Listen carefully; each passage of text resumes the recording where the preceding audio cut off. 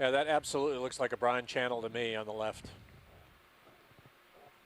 May not be active now, although it might be hard to tell, but it certainly looks like similar brine rivers we saw to the northeast of this dive site in the Gulf in 2012. I'll get set up and I'll do another transect at off to the right here.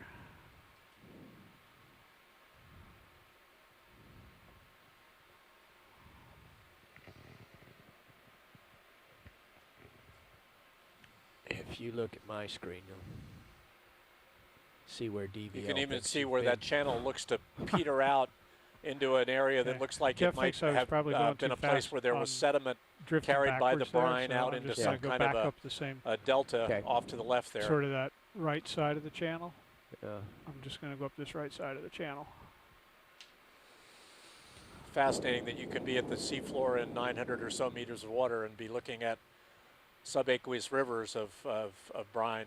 That's exactly what I think we're looking at there. Okay, here we go.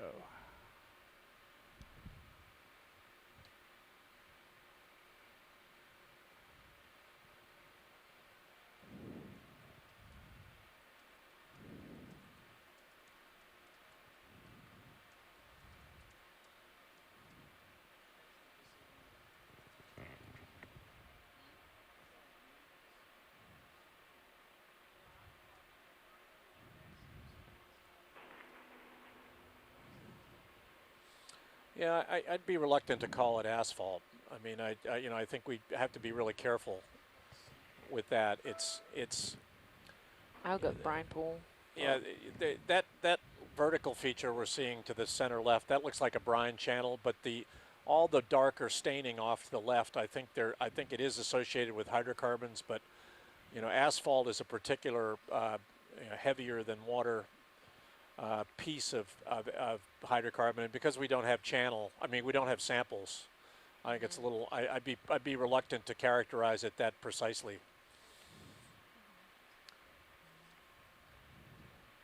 A lot of bacterial matting there in front of us, though.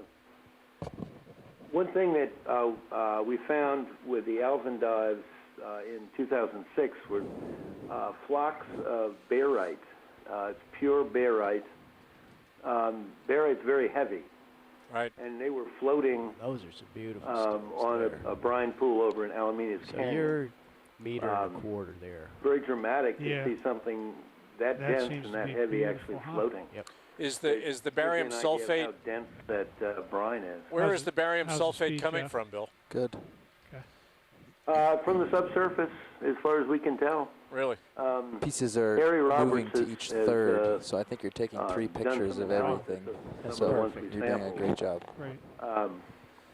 But there's barium in the sediments and there's sulfate in the seawater. So apparently, for some reason, they're combining. And we found actually barite volcanoes too. We have all kinds of volcanoes in the Gulf. I'll go back and I'll make one more. They're very small. They're only half a meter at the most high, but they're pure barite. As long as you maintain the same sampled them, we didn't get anything but barite, barium sulfide. Makes it easy for people. I know you're looking. I know they use barite as a drilling mud industrially here in the Gulf too. Would any of the barite be coming from that source? Yeah, generally. No, because we were nowhere near any well. Okay. We were out in the middle of nowhere. Okay. There's no way. You're right. That's what they use to weight the mud with is barite. But no, this was not anywhere near any drill sites. Oh, that's fascinating. Well, it gives you a good idea what the specific gravity of the brine is. Yes, it's got to be very dense for barite to float on it. Right. That's correct. In fact, the brine pool had a beach that was made up of barite flocks. When Harry set the Alvin down in it, it created a wave that pushed. Not supposed to, but that's what it looked just like waves on a beach, and pushed those barite flocks up, and they kind of washed back down. Yeah, into fascinating. The pool. It was about a meter deep. Yeah, we saw a Brine River in the 2012 that had center these nice rotation. glass sponges camped out along the banks of the river. It was some of the most Not really sure photogenic what's going on, but video that I'd ever seen. now you're coming down. Yeah, I got a picture of that on my cubicle, by the way. No, it's wonderful. That was so dramatic. You might try putting auto altitude on. All right, about this is the now. Okeanos Explorer. We're about I can't two-thirds of the read way auto through our out. first dive of Auto this out. current expedition, leg Second 3 from of the left.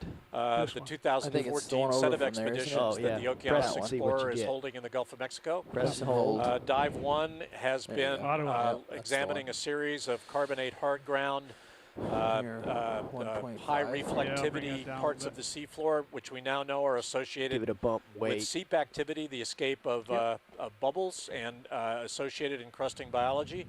We've investigated several of these seeps now, and we're headed to another one.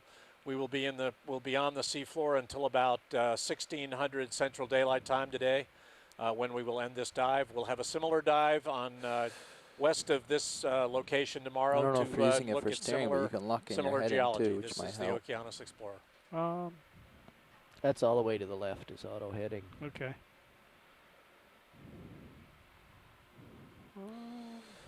Kind of happy. Carolyn's letting us know, Carolyn Ruppel from the USGS, that barytes are very common precipitate in actively fluxing methane systems. Okay, where's our? And baryte horizons are used in some of these settings to track paleoflux Okay, I'm already out of it. So based you'd on come where to we the know it's left. deposited in the shallow subsurface. Thanks, Carolyn. That's great.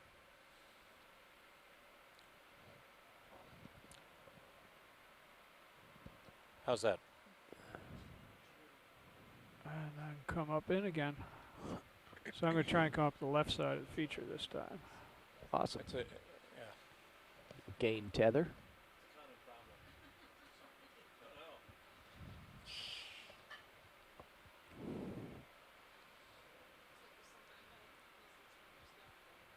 I think we're looking a little bit back to where we just were.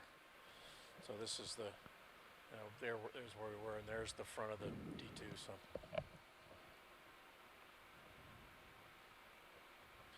we're still slowly making our way over from what we were calling Seep 7 to Seep 11. That's a distance of about 150 meters.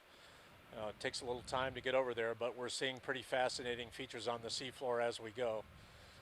We're back in a pretty flat seafloor, but it looks like we've got a fair bit of biological debris. We've got some bacterial mats.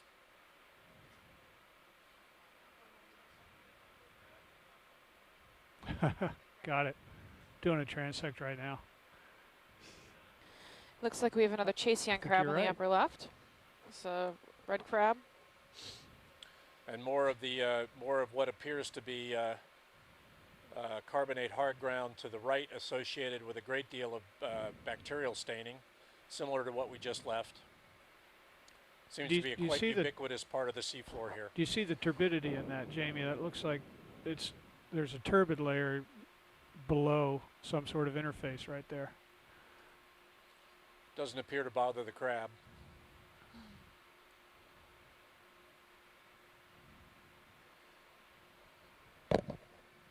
I just mean there's probably you're probably seeing the interface between the brine and the. You're talking about the orange. Still. Nice shot. Yeah, a lot of what we're seeing here could be related to old. Now I know what old those marks in the flows of sediment are. They're crab tracks. supersaturated, Oh, look at that. saline Wondered what those solutions, features brines, were. because these brines carry nutrients that would support bacterial growth. So even though I thought I was getting a good Saw some very transect, prominent I'm off examples too of far that. to the left. Yes, you are. You are. Yeah, I'm out of the feature. Okay. I'll Dave, back if up you and do guys that can again. Well, visually don't- see just- crab sacks, just we move should over to get the 'em right, with the back HD. up. Okay.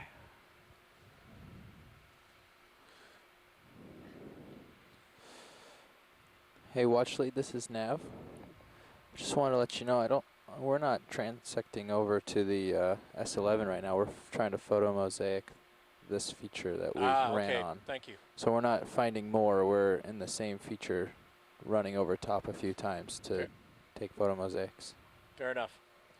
Yeah, I've been corrected here. They're still trying to photo mosaic the feature we've been on, which is a complex feature. So we're not yet moving to S11, but we're still looking at this feature where we could easily spend There more you go. time. I'd go straight up Or the back middle over from the- there, All right. The area where the oil and then you can droplets are go to coming the out far right in the end middle and of then that back orange up. circle. Uh-huh. It should be good.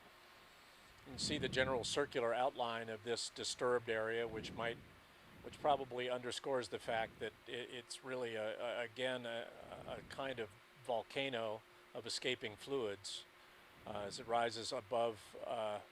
It's hard to know how much of this originally rose above the seafloor. It might have been in part buried by soft sediment. Altitude's perfect. Isn't it great? And it's controlling really well. Apparently, yes, Carolyn. We did see some active I seepage see, in this area, but this whole area was Asphalt saturated coming with off. bubble stream anomalies. Is that the end of it? 2 more snaps, and you'll be there. Okay. Okay, now you can All right. just reverse. You'll be fine.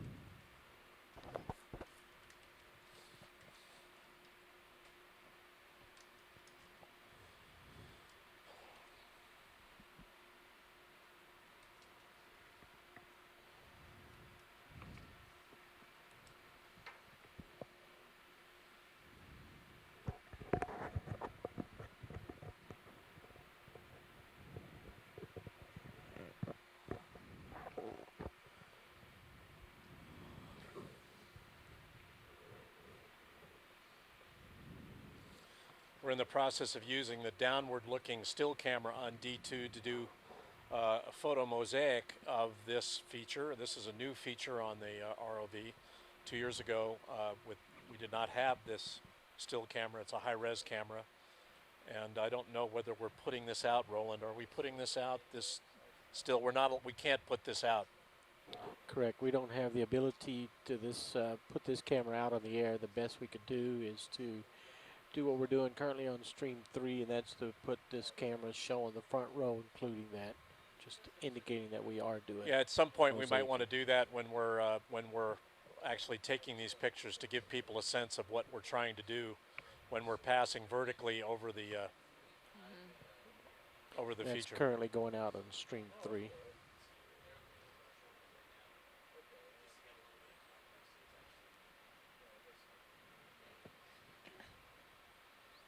Oh, look at those bubbles.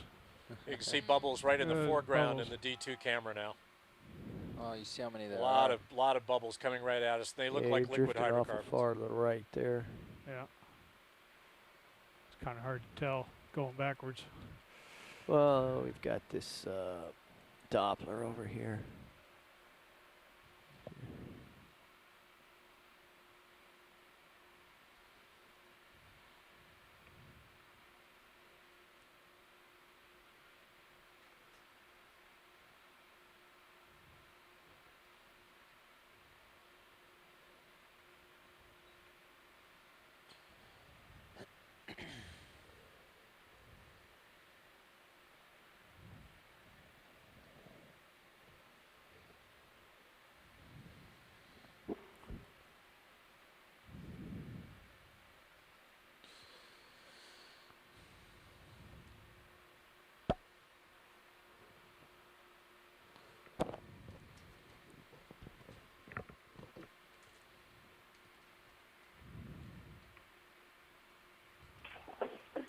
Will those mosaics be available on the FTP site, the product?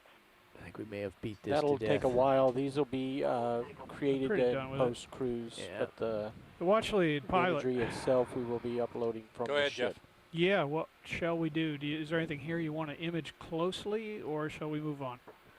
You know, I think given the fact that we wanted to do a couple more of these, I'd like to start heading for S, I believe 11. Okay, certainly. Bridge, nav. Actually, stand by just 1 second for me then. Sorry. we're going to be heading 310. At this point, this Is everybody mosaicing that we're prepared for that? doing Or here do on we the want ship to is do some setup? sort of still experimental as we're getting the 310. camera and the equipment dialed You in. can get the so ship started because at we're this point, almost there's no there. Yeah, promises we're with looking- that, If you just those head off the way you're products. pointed, I will come left. Okay. Bridge nav. Okie doke, thanks. Sorry about that. Can I move 140 meters at a bearing of 310 at a speed of 0.2 of a knot? Yeah, we're Thank our you. next seep location is what we're calling S11. It's about 140 meters on a bearing of 310. Tugging me a And little we're, bit. Maybe beginning to throw a head there little now. left lateral in there while you're at it. Okay.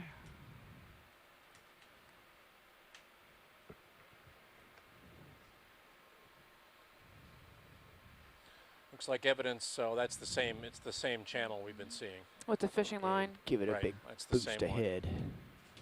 Pushing the ahead. cured fish. Push. I also saw Pushing. glyphocryngon shrimp earlier in the photo mosaic, but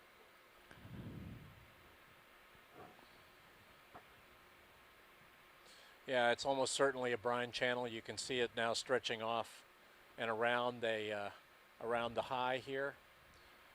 It might have leaked up along the edge of the construction, the brine, and then exited somewhere near the seafloor and then began to flow downhill. Okay. Keep her coming. Keep 'em coming. I'm not there yet.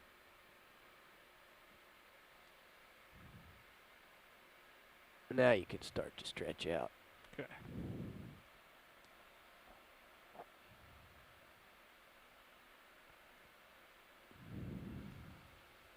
The ship's moving. That was a pretty nice find. there's some mild minor bioturbation in the sediment.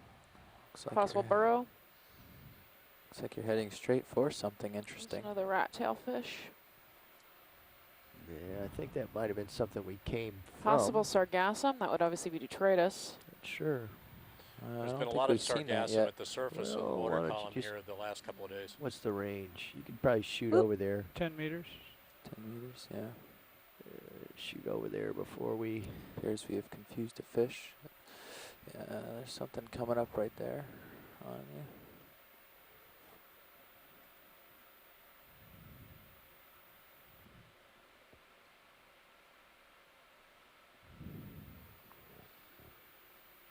Got a little more evidence for hard grounds in the middle distance here. Whoops. Given the Cutthroat now. acoustic backscatter results here, generally high, it's not well, I think we should expect to see these kinds of outcrops of hard grounds all through this area. Yeah, there's a fair amount behind that too, looks like.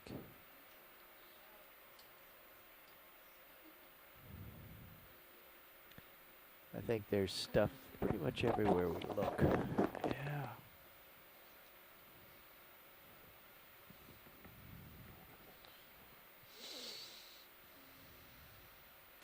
These hard grounds are always generally associated with shell debris, and I'm wondering whether that shell debris is contained within the hard ground, and as the hard ground erodes, ends up on the seafloor, or whether there's another reason for that. I'd be interested in people's opinions.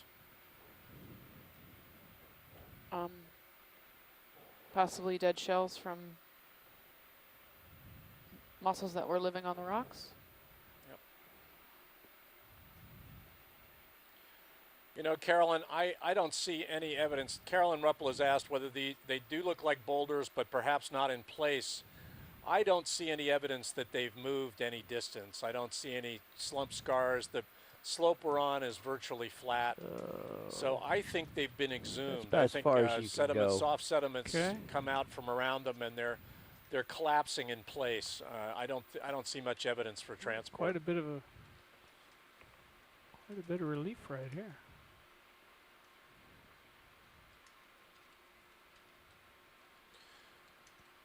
That one brine channel suggests that we have subtle slopes here, but they are subtle.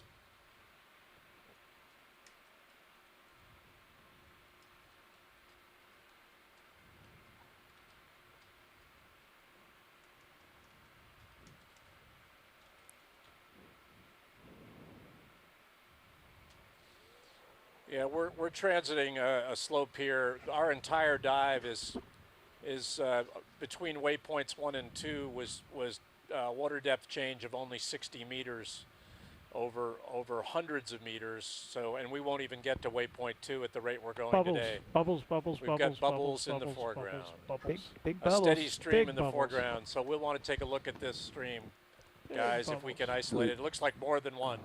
Do we want to stop the ship and move over that Yeah, direction? let's take a look. Yeah, that's really great. Very active. We've Jamie, got do we want to stop and look at this, or just admire it and be on? No, we want to take a look. Okay. Yep. Stop the ship, please. So I'm looking 260. Yeah, you've got Jeff. at least 2 distinct streams I Copy saw. that, co-pilot. Yeah, I think Bridge, I saw Nav. at least 2. We've got to stop the ship and stabilize, and then we'll take Can a we look. come to an easy stop right here, please? Thank you. I saw what appeared to be water bubbles, and I think I might see some oily bubbles too.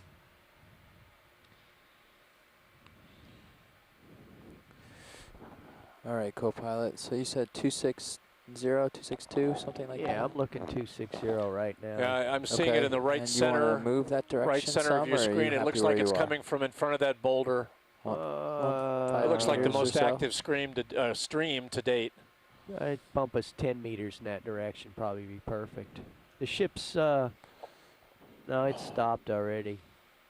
In fact, it's backing up. Yeah, bump us 10 meters, 260, be perfect. There's another Copy. glyphoprangon ship Bridge, right in Nav. the foreground. I think right past the edge of the screen. Can we get a ship move, as please? well as a small crab. Can we move 10 meters at a bearing of 260 at a speed of 0.2 of a knot? Thank you. Yeah, the ones on the right are oil. Definitely look red. All right. Let's zoom in on that. Why is the camera moving? There it is. It's brown. Brown bubbles. Patience. Patience, Patience. grasshopper. Need a lot of Zen to work with. Yeah, this that system. appears to be the most active stream yet. And I think we were seeing actually more than one stream. This is one of them.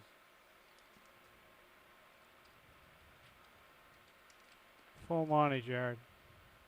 Those do appear to have oil surrounding the gas. Yeah, we've got 2 Just streams in around. view now. The one on the left appears to Watch be more you don't want gas. to drop a The one on target the here. right You want me to appears make be it one of more, yours? oil-covered gas. Very, Look at that. very changing. Oh, that's fantastic. Oh, One is oil and one is gas, yes, yes. or gas-covered oil. Yeah, they certainly look as though they've got liquid covering the bubbles, You have time to zoom in particularly on that Sirius? left-hand stream. Dave, will you take my tilt? Yeah, just a sec here. Sure. We'll get you fixed up, brother. Oh, Ian look at the McDonald bubbles. has I got your found these in the past, and I hope he's That's all. I He's think on it's all the- the way down. watching this. Negative. But he It's not found moving those at to all. be those I think I tubes was to doing actually be No, I got hydrate. the wrong one. They're stained brown I because had- of the oil, Okay. but when he sampled them, they turned out to be hydrate. I think I have it. Jeff, now I you're have your moving. tilt. Serious. I have your tilt. Okay. Got Okay, some I'm not sure where I gastropods there wanna in the be. foreground. Up a bit. Up some. Up a bit. Yeah. Okay, Yeah, coming up. more of those, the same up. ones that were associated with the last oil There it is. outcrop. Thank you. I'm sorry, oil seep from two seeps ago. And they are called Cantorinia.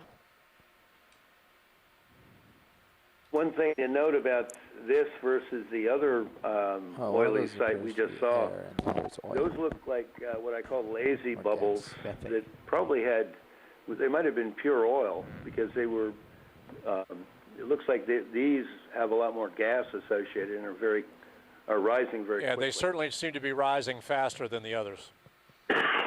Yeah, the other ones kind of drifted around a bit. But the 2 streams seem Which different. The one on the indicates left that it's seems as though it's got more specific liquid gravity associated with it than the less one on the than right. Water, but not that much less, whereas these are much less. Both streams seem different in terms of rate and in terms of the rise rate of the bubbles.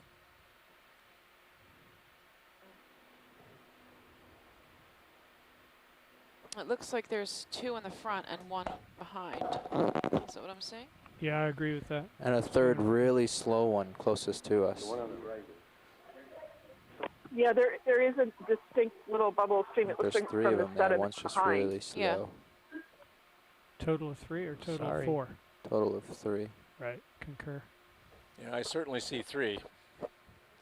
A fast one to the right, a slower one to the right behind it, and then an oilier one to the left. And then there's another one out of the field of view to the left. And there's a Yeah, bivalve and that sitting right behind appeared it to all. be only gas. Completely happy with everything. Oh, he just moved. And just for the non-physics types, these would combine to look, given the resolution, these would combine to look like a single plume in the water column. Right. Well, certainly, Carolyn, the bubble stream anomalies we're seeing on the multi-beam suggest a substantive rise of most of the anomalies we've seen are very prominent, and this would support that. Right, so I don't know how, I haven't talked to him how he mapped the ones in the Gulf of Mexico. On the Atlantic margin, they were sort of mapped as diffuse versus discrete, Sure. but you could have bubble emissions over a fairly wide area at the base, and that would Yeah. make a diffuse I got big it. seep in the water pay a column. tilt here. And this, you might envision this whole area, if you've got that kind of seepage, it might be that you get. Well, we saw a lot of discrete columns here, though, within a relatively small area. Co-pilot here. We were able to put individual pretty cool, points then. on the seafloor associated with them. That's pretty cool then, and you've really got nice discrete Right. locations. Yeah, many discrete locations. We're talking about a couple of dozen just in this relatively small area. Let's, Can you tie back to a particular well, actually, is that anomaly good on enough? the, Can on I the move over to the other bubble acoustic stream? and the water column acoustic data? Well, this would be This what we one- would call S11. It is one of the water. yellow dots on Mimi Lobecker's backscatter map. We can Thank you, Bridge. back that out. We've been numbering them for our own That's it for purposes the for ship move, navigation, but Dave. it's one of the yellow dots Sorry. northeast of your of waypoint 1 on the backscatter map. Okay. Well, I was just wondering if this particular seep rises higher in the water column because the bubbles are protected by the oil. Yeah, Jamie, we're midway between The oil 6 creates and a 7. skin that prevents Closer the, to 6 and 7 the than gas 11. from dissolving. I'm sure we could back that out, Bill. Yeah, it'd be interesting. I hear you on deck. Okay, gentlemen, I think we're ready to go. Does Mimi have Okay. Want to just Copy, get a shot co-pilot. of this? Mimi other, have EK60 over this too? We're testing all the new headsets. Say again, Carolyn? There's the other. of the Does Mimi stream. have EK60 data over this area? I believe as so, well? yes. Tilt up a little bit there, Dave. Stand by. Got to push a I button. think we've had the EK60 running the entire time. Jamie, there's the other bubble stream. But it would have just to the be left. right over this seep to actually see this particular seep, because it's got a narrower spread on it than the multi-beam. That's good, guys. Okay. Full You wide probably yard. have to be right on top of it. And And let's make our weary we way forward to S11. so I think I have to come back to the right. Is that correct, Dave? Stand by. Oh yeah, there's S11 up there. I gotta push We've gone ahead. directly over a number of these to my locations, right. Bill. So I would expect that the Knudsen data would show Yeah, you got to come right. some anomalies, at least for some of them. Okay. Yeah, the heading is now going to be somewhere closer to Great. 320. I saw worm Copy, That 2, 320. bottom of the screen. Someone let you get stretched out ahead a little bit there. Yeah. Just get up over all these Hey guys, it's me. inconvenient rocks. I heard some discussion of if we had EK60 data in the area or not. With these seeps we saw this morning, we didn't necessarily get close enough for the EK60 to pick them up. And I need to come more We to the can right. figure out if we can do that on our way out tonight, though. It would be pretty quick. If there's interest from shore in that. We can talk about it on the call. That's more or less the direction I need to go. Thanks, Mimi. Just asking. Thanks. Yep. Yeah, we've got to do a little mapping to get ready for the 907 site tomorrow, but I don't know how many hours we're talking about. Okay. We could spend a half an hour here. Okay. And be Yeah, we'll okay. certainly try to get a little more EK60 directly over these sites before we leave. Good to go. Ready? Yep. All right. Bridge, nav.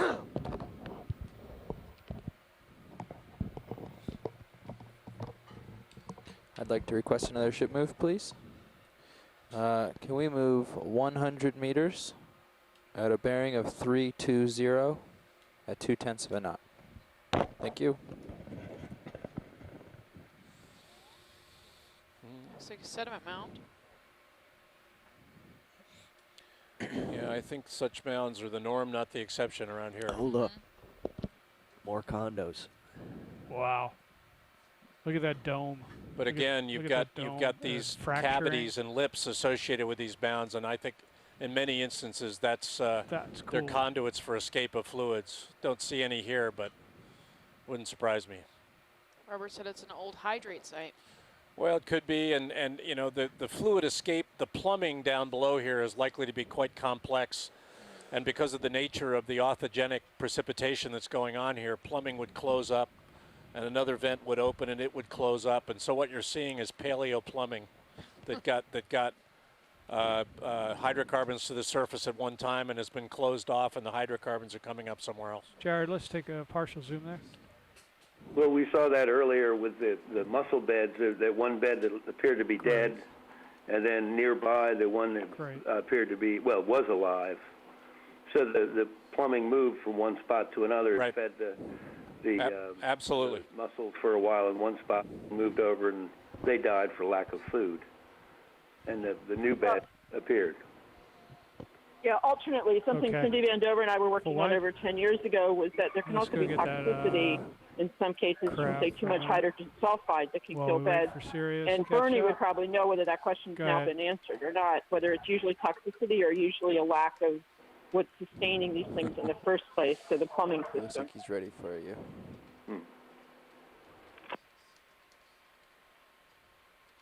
Hey, buddy. So Jeff, to your lower left, Okay. when you were zoomed out, there was something interesting on the floor there. I don't know if we already got it. I was typing. Is it a close-up of the chase yawn? In See an that right aggressive there? posture, Just he came on doesn't the like screen. us here. Yeah, let's go over there. Wonder what that is. Yeah, he's not too happy. I could come back here 18 days in a row. Well, if you had a 4-ton kidding. ROV coming up on you, I would put you in a defensive mood as well. I think so. I would consider it an unfair fight if I were an average crab, but Partial zoom there, you know, it's the Jared? one great Looks act like of it might just be a defiance. you know? collapse. It's a, Oh, it's a Make collapse. yourself It look as looked Hey, big as JD, possible. look at this fresh collapse.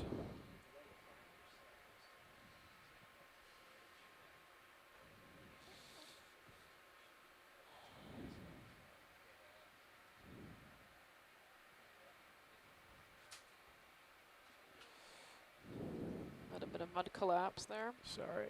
We'll have to pull out a little bit. Just sort of hovering here and not doing a good job of it.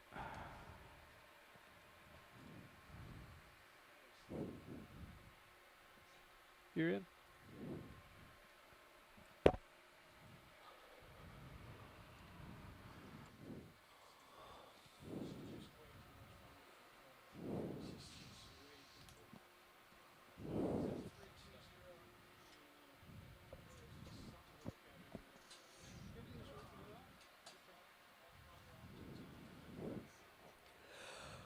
I'm a little surprised that we're not seeing more in the way of fish and crabs in this area, Yeah, aren't you? It's pretty barren. Yeah. There's not a lot of stuff. We've about maybe 20 species total, and of them, there's very few. Yeah, there were dives 2 years ago, in not exactly here, but to the northeast, where we had a lot of nekton. We had a lot of crab life. Haven't seen much here. No.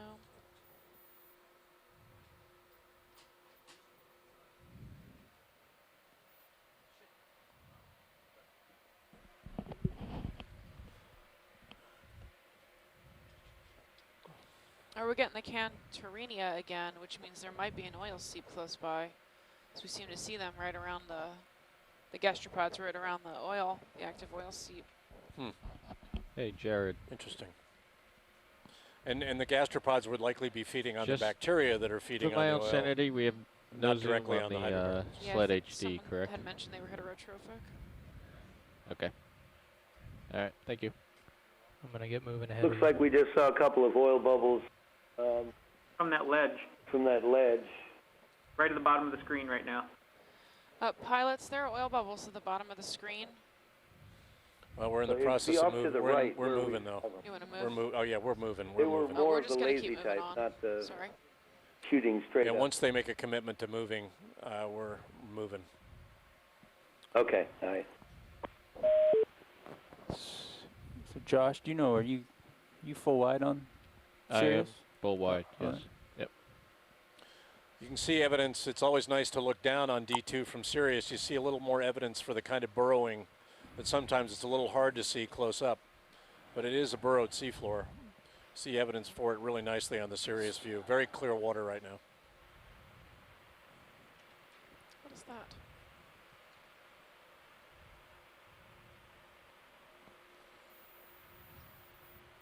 The lack of marine snow be telling us something about the relative lack of corals and other organisms. It's kind of a somewhat of a barren, lots of barren rock and barren ledges, and you know, a lot of that marine snow is larvae and plankton and things that these guys like to eat. We can see very clearly that there's not a lot around living. Pilot in transit mode, how would you feel about deploying the upper swing arms? I'm fine with that. As long as we're not doing a rodeo dance with the tether, let's get them out there. You driving? Yeah. Roger. Nav, you okay with that?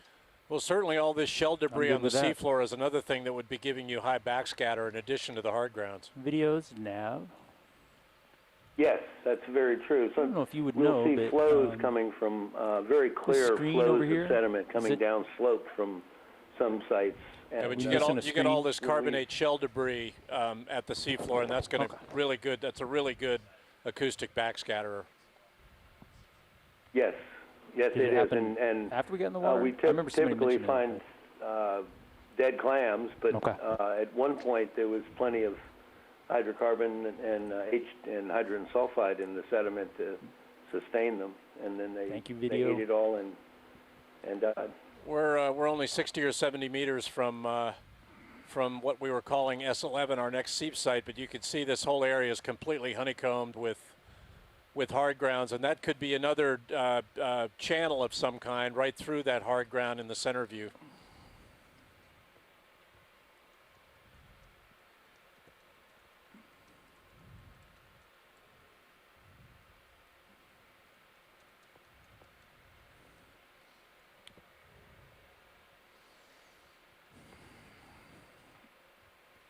Look at that. Nice shot from Sirius right now. Deploying the swing arm.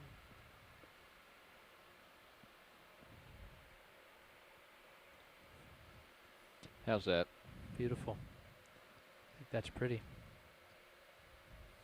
I mean, it certainly looks like you're looking at the original texture of these orthogenic carbonates that were probably formed subsurface, now exhumed. And it's tempting to think that subtle shifts have allowed soft sediment to move away from the orthogenic precipitated sediments that, and leave Bridge. them That's exposed. 1.5 A lot meters of this to go. looks like a primary texture. We have another Thank you, Bridge. singing starfish. Copy that. 5-0 left in the move. I'm going to peel off of this feature and head back on our track. 320.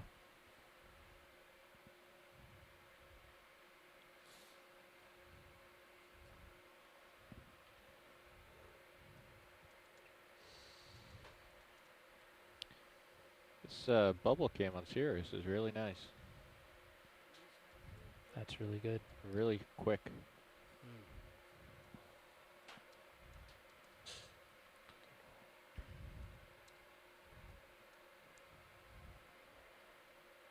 I'm off to your right a little bit. Yep, I see it. Some more rock I'm going to outcrops. walk left. I just wanted to come look at this as I went along. I'll give you a little There's bit a of large fish at the base. rotation. He's new. Sirius is going in a different direction video.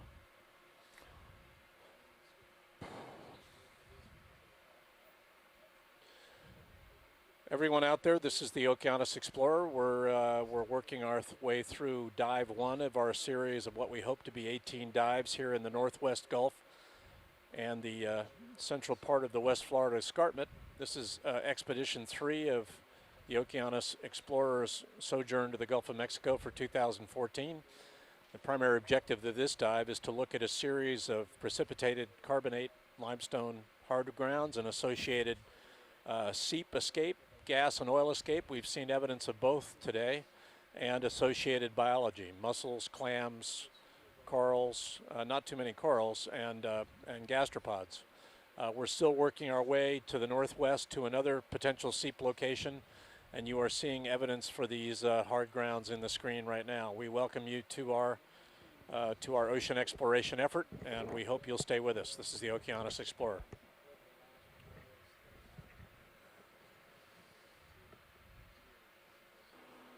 Gonna come down a little, give you a little more time. Roger that. It appeared that we just went over a soda or beer can. I don't know if you saw that. Yeah, we've certainly seen nothing in the way of debris today. And if we did see a can, that would be the first one I've seen.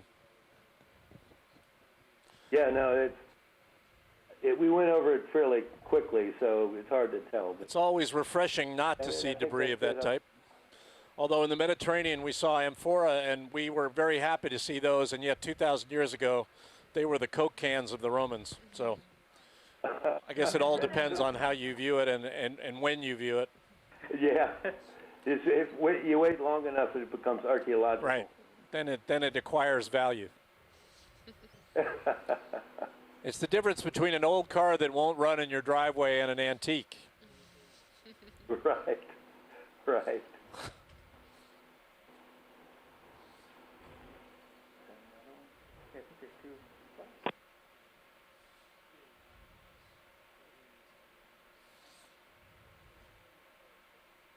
About 40 meters from S11 now.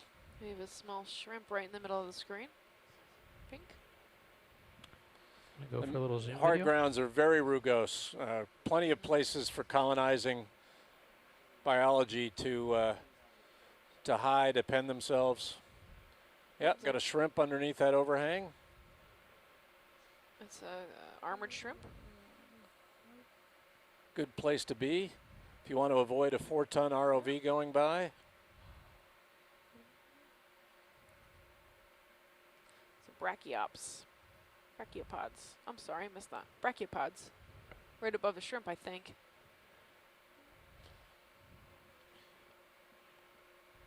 A little rusty after not driving this thing for a year, huh? All right, I think we're in our sediment plume.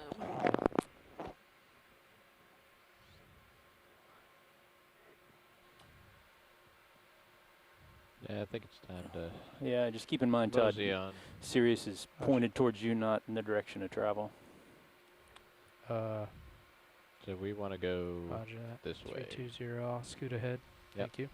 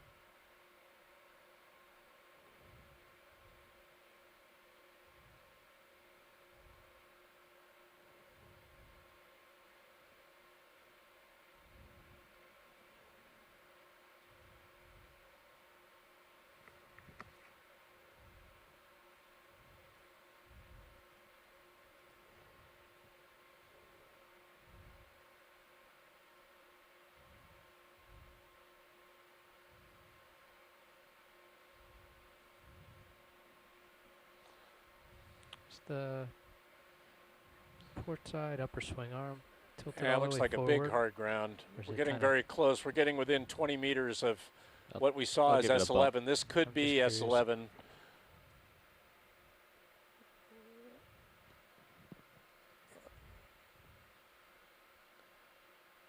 Yeah, that's all the way forward. Take a little look Okay. for bubbles here. A lot of shell debris around this hard ground.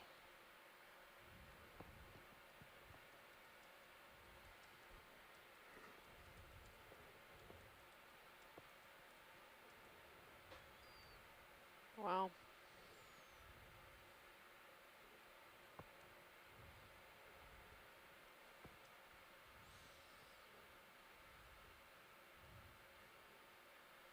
Are we on S11 yet, you said? Well, we're close. We're within about, what, 10 to 15 meters, Jeff? 10 to 15 meters, gentlemen, from S11? Yeah, that's right. We're getting close. Definitely within the margin of error. Yeah, it's worth noting that these seafloor locations are approximate, so so we could well be at what we were thinking would be the bubble stream origination point here, so we want to keep a lookout for bubbles.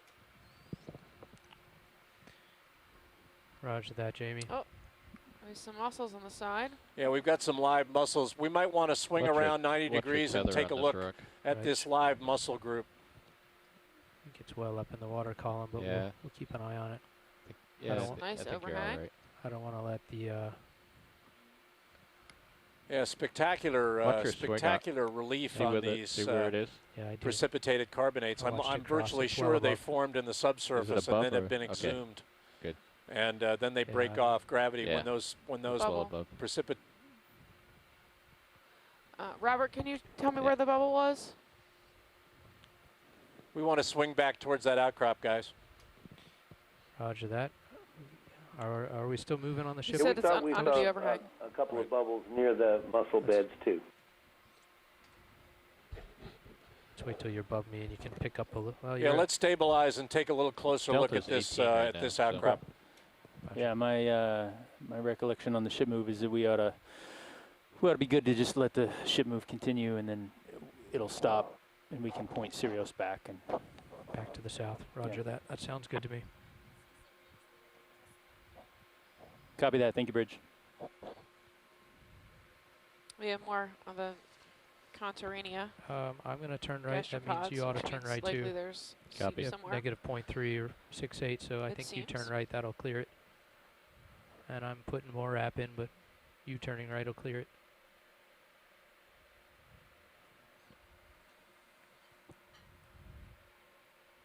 So I'll spin this way as the tether floats over me.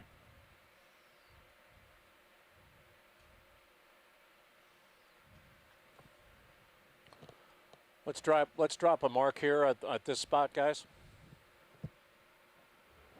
Yep, I'm already typing the name. Large outcrop. Do you want to give it a number? I Is believe it possible we're looking I at believe we hydrate have been underneath numbering that them one to ledge? this point, but I'm not sure. Pretty white. Yeah, we've been Underneath the we've ledge been numbering where them, the but we're also mussels kind of are. putting in our own marks as well. So this will be GB54808. That's great. Yeah, the number's all I need. That could be hydrate under that outcrop, under that ledge. We want to zoom in straight under down that on ledge you. and take a look closely at the base. Roger that, Jamie. I'm going to get a little closer, and then we'll do a good zoom for you. If Wanna you read want the to lat long, illuminate Jimmy? it under there, we can manage that too with the 27. swing arms. 20.3465, Go to it. 92, 21.6182. Thank you. Yeah, it looks like we we've are had a going lot to, of yes. biology living on that ledge or under that ledge, and is then cascaded down. That Look at that. that looks like hydrate to me underneath that. We're getting some light under there I for you, agree. I science. think that is hydrate under there. All right, both lights are all the way down.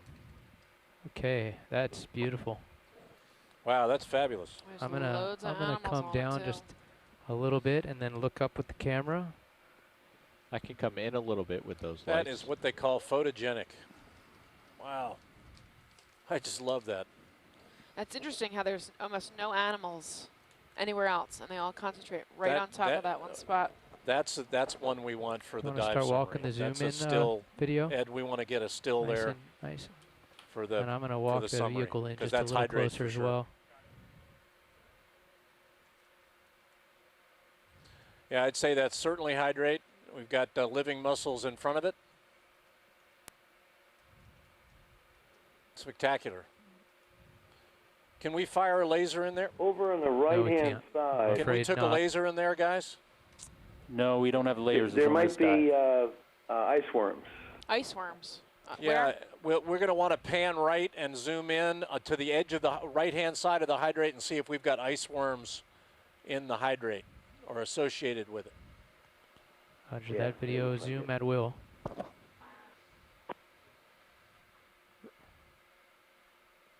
Another chasing. There's a crab there. Wow, that's a great zoom, though. Fantastic. I'll get you back there. It looked like there were some worms over on the right.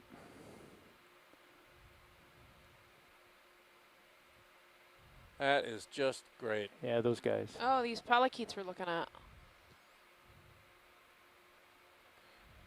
Very neat. Yeah, they look like polychaetes, Bill, but we've got living mussels sitting right up against the hydrate as well. But we could have, we've got a crab there on the front, and then we've got an urchin as well, and a lot of living mussels.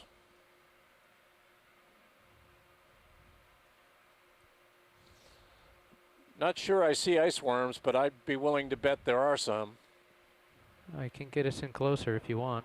Yeah, we want to spend a little time here and take a look around, so. If you don't mind, if we can come back out with the video and then I'll scoot in a little closer. What a spectacular looking feature. That is just great. I just got to pick up off the bottom gently and then scoot in a little closer. Right. Yep. Josh, are you happy with where the swing arms are? Yeah, I like them. Pretty benign bottom here. As far as navigating? Yeah, they're not going to run into anything. No. No.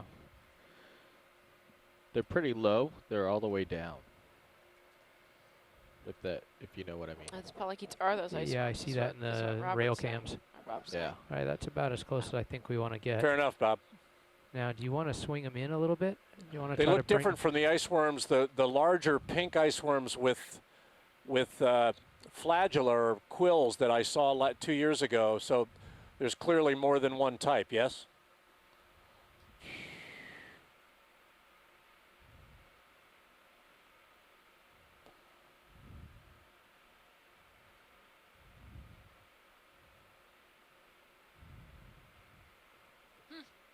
Okay. Ones I remember seeing 2 years ago in outcrops like this seemed to be bigger. They were flatter and larger than these.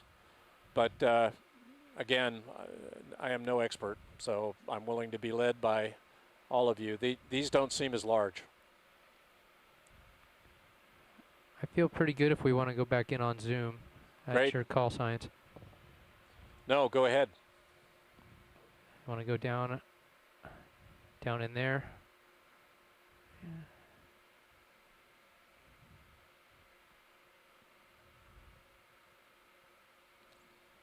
It's just loads of these white urchins, white and pink urchins. You got gastropods, and yeah, there are your polychaetes.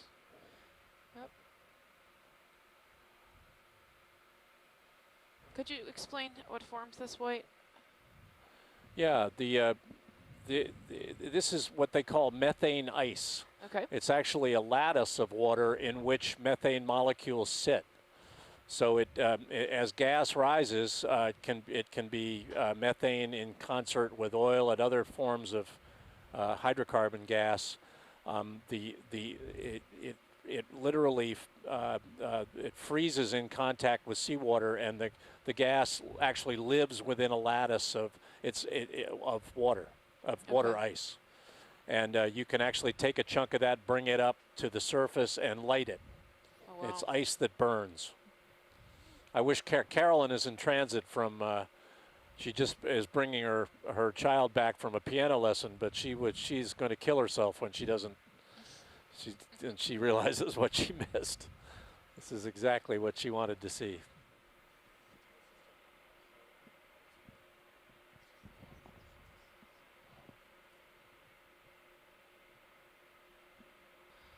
I also saw some goniastered starfish too. It's like 3 or 4 of them. Fabulous zoom, guys. That's wonderful. That's exactly what we wanted.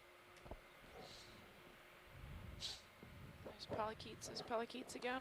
And these are the kinds of materials that are creating the carbonate hard grounds in the subsurface, but they're not going to create the hard grounds where they're frozen. So it's clear that these carbonate hard grounds are forming in the subsurface.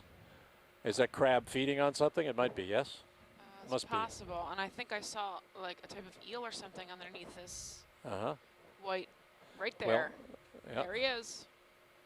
I'm not sure what it is, but it's hard to hold here. I don't know. There's also some squat lobsters, small squat lobsters. Yeah, Andrea says that it may be an eel pout. I think I think you're right, Andrea. That's probably what it was.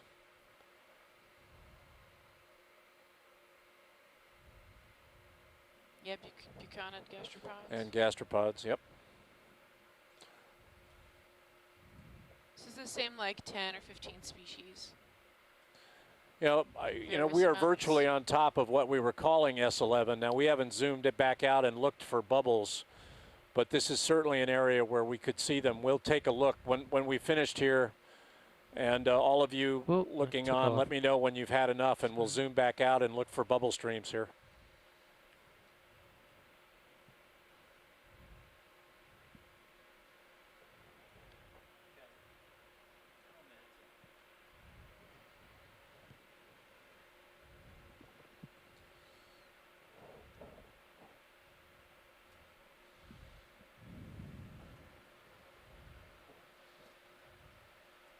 That ice worm is actually moving across the hydrate.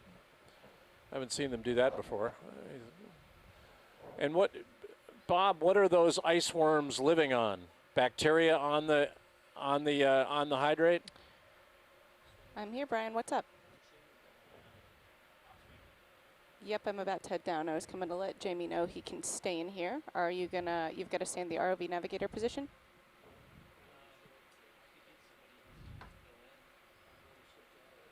I think the question for you is just what time are we looking at coming off the bottom? When are we planning to be on the surface for recovery?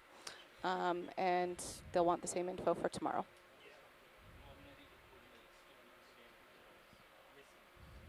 Can you relay and reconfirm that to me? Thank you.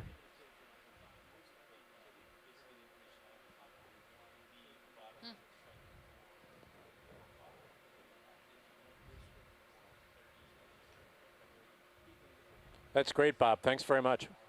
Bob tells us that the ice worms are presumably feeding on bacteria in or on the hydrate, and they smell of light hydrocarbons.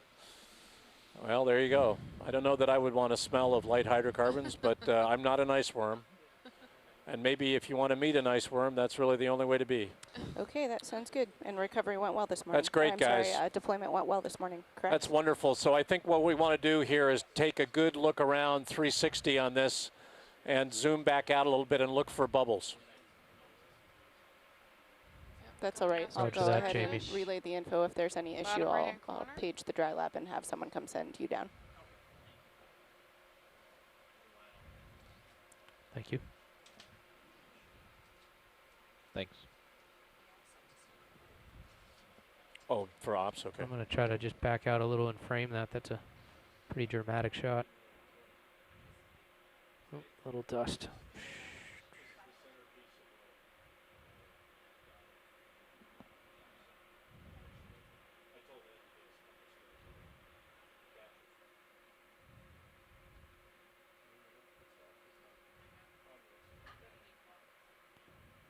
Is that stuck hanging? to anything, or is it hanging? Yeah.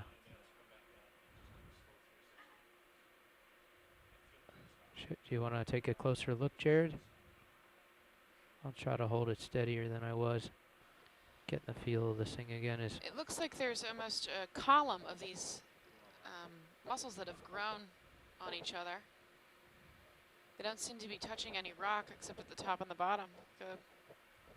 A stalactite of mussels. Or not at the bottom. Is it touching anything at the bottom?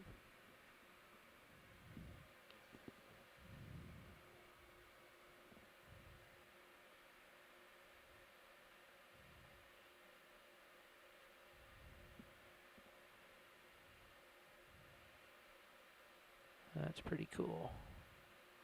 Okay, I need to back out a little. Can you give me a full wide zoom, please, Jared? Hi, this is Carolyn. Looks like I joined back in at a good time. Thanks. Yeah, it's beautiful, isn't it? We're on it's a great outcrop with loads of animals, some hydrate underneath. We have some great footage of it if you missed it. But what we're gonna do now is loop around this rock feature and look for bubbles.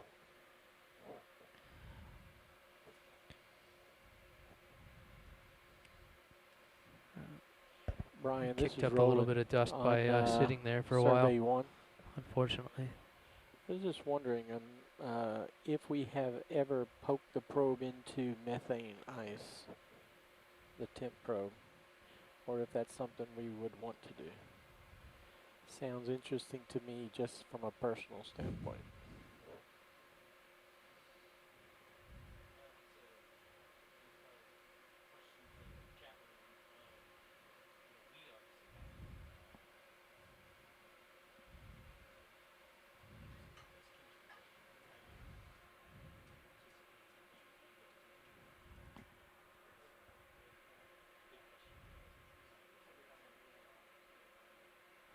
So this is rolling. I was just wondering from a standpoint, have we ever measured the temperature of methane ice under the ocean? I'm not seeing any bubbles over here, right?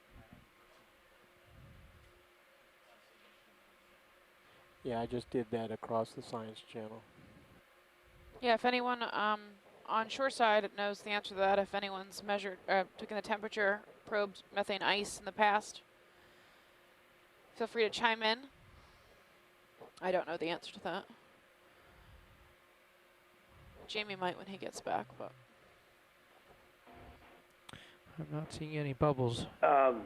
This is Bill Shedd.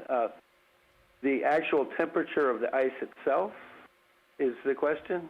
yeah, if anyone's ever probed the actual methane ice to see what the temperature is. Yeah, it's typically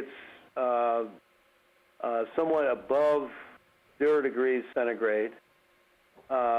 It's stable in about 400 meters of water or deeper in the Gulf of Mexico, where the temperatures are in the 8 degrees centigrade range, but pressure plays a big part in the stability. So it's not just temperature, it's pressure as well. Okay.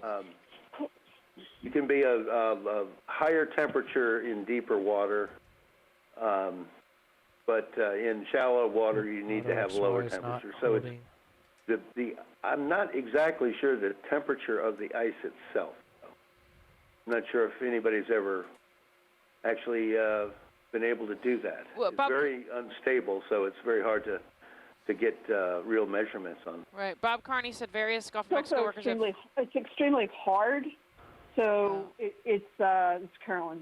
It's very hard when it's not a porous hydrate. It's very hard to get a probe into it, as it turns out.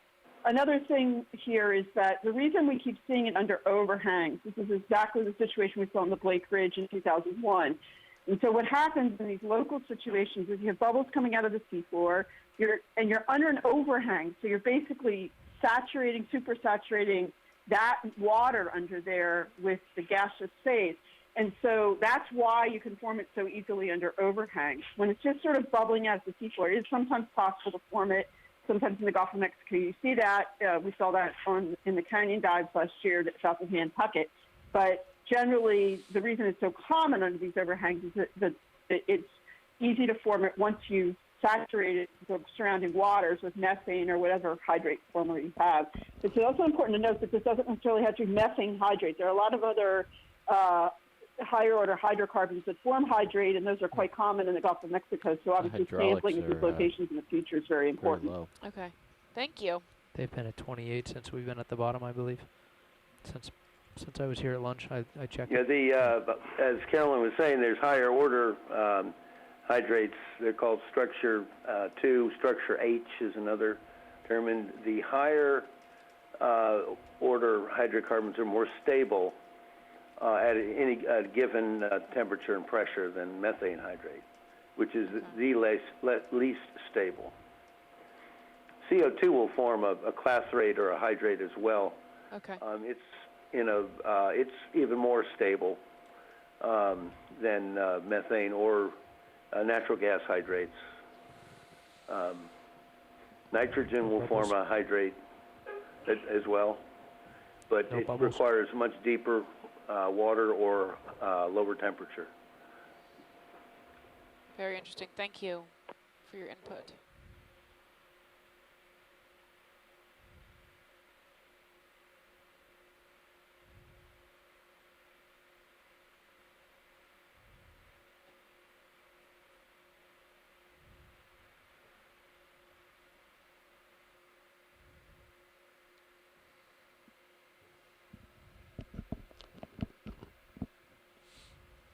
It looks like there's no sign of bubbles.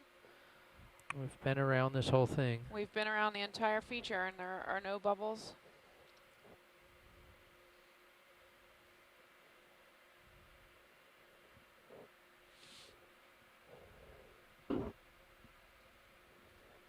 Very interesting.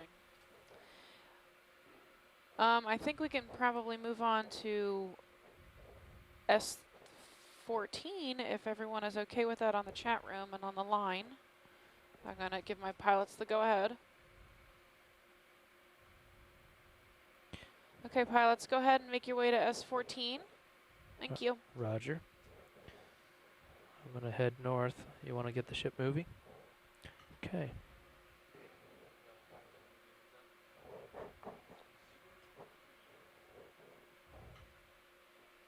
We're at 100 meters south of the next you waypoint. Make the lower swing arms a little less vulnerable. Sure, you want me to stow them? Or...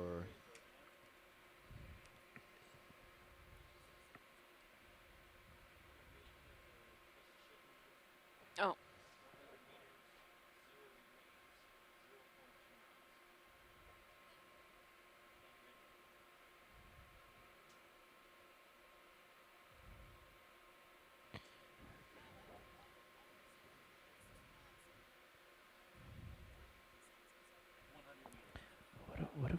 What if we drive them just a little bit out so that they don't flare Pilots, into the cameras? Do you think it'd be better to go to S10 and 9? Would that make better coverage? Yeah, it looks like we have gas bubbles over on the left-hand side of the screen. And we're having bubbles appear on the left-hand side. Coming from that lighter area of mud. Just a little bit down. Off to the left. You move to the right a little bit. If you move to the left, you might see them again. I see. To the left, yes.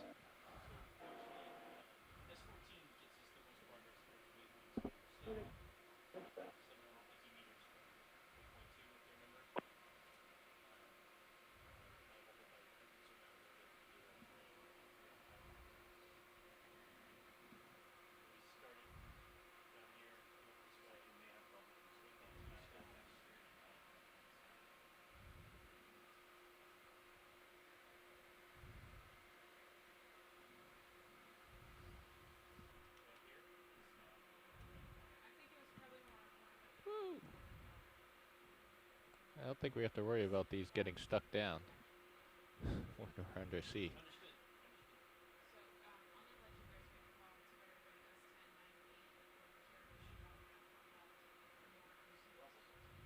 You do see bubbles? Straight ahead, right?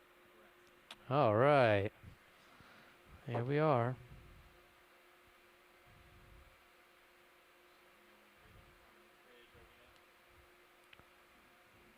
Okay, video.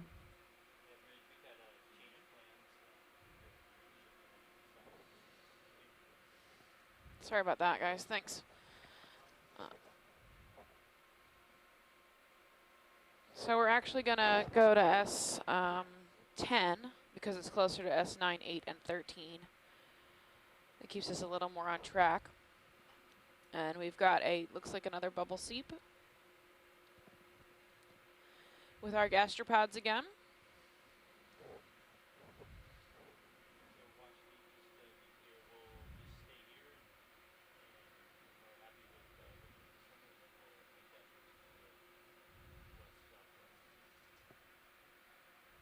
That sounds good. It probably won't be very long. It doesn't look like there's too much biota in this area.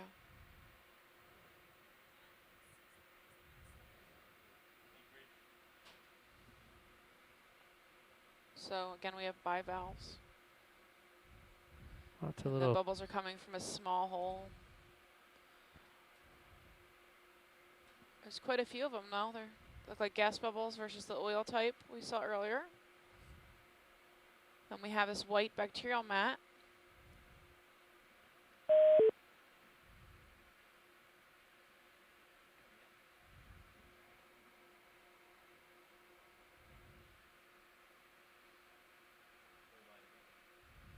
There's lots of the Cantorania gastropods. Brian, are we moving west or not yet? Yeah.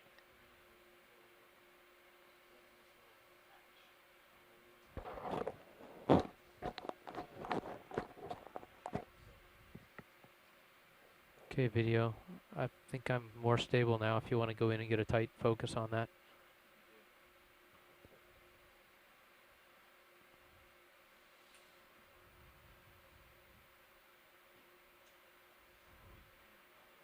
Up.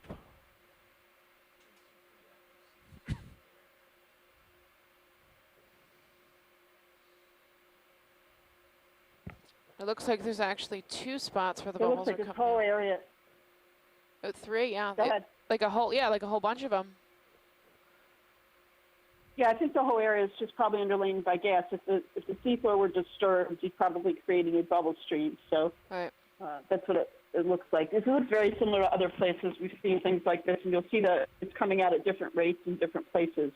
It looks like some of these bubbles, I don't know, Bob Carney might comment on this. Yeah, you see how they're kind of getting stuck there? Yeah. And then coming out, but it looks like they might be forming a coating first. Right. Some of these It look like wasn't they have when a we were frozen near the coating big on them feature. before they Could release. be. So that would be the hydrated bubbles. Hydrated bubbles, okay. The others might be fluxing Odd. too quickly to form the hydrate. Right. So slowly, so eventually this would Very become cool. that methane ice if it had an overhang is what we would be looking at? Is that how that is formed? Oh, sure. Yeah, of course. But yeah, exactly. But see, what seems to be happening is some of these are coming out at a fairly good clip. And they're probably just escaping. Others of these look like they have a coating on them. Right. And we saw one release a little while ago, and they might be hydrating in place because the dissolved gas concentration is high. Look at this one over here on the right, this like long tube that's coming out. Looks like it's forming hydrate as it's coming out of the seafloor. That is gorgeous video. Beautiful. Thank you so much. You're welcome. Let me tell the pilots if we can get in closer. Hey guys, on the right-hand side, there's an elongated bubble tube. If you could zoom in on that. Oh, we're at maximum zoom? Wow, that's one of the most amazing. Yeah, that.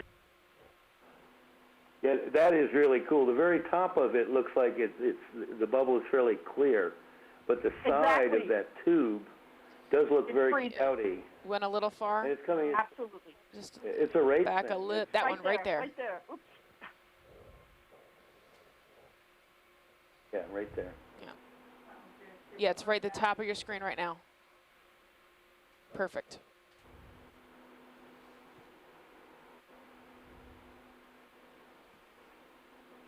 That is one of the coolest phenomena I've ever seen. I've been in this business 20 years now.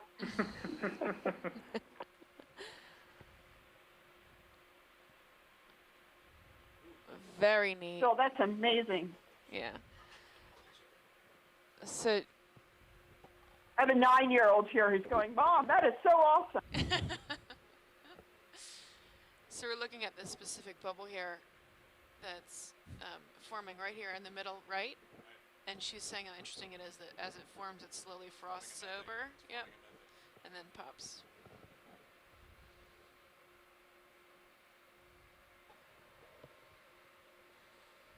I think we've seen things like this in capillary tubes in the lab as we form hydrate, but I'll have to look at the video later.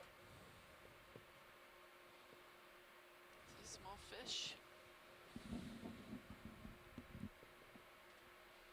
It looks like there's actually bubbles at the top of the screen, more bubbles doing out at the top of the screen too. They're forming very slowly. Well, it certainly justifies the fact that this is a prominent bubble stream anomaly on the multi-beam.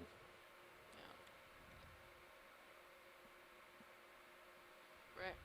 This might actually be our official waypoint 11 that we had identified, maybe? Oh, I think so. Yeah. I think this is what we were identifying as one of our seep locales here. Yeah. If everyone is happy, I think we can make our way to 10, but I'm not going to call that out if you guys want to stay a little Yes, thank you very much. Okay. Go ahead and make your way to 10, please.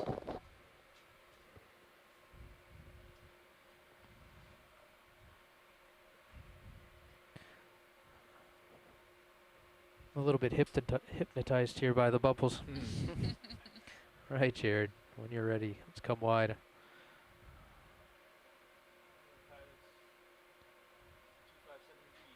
.257, Roger. 257, coming about. I think, I don't know about you, but I'm happy with the light pool that's coming off this.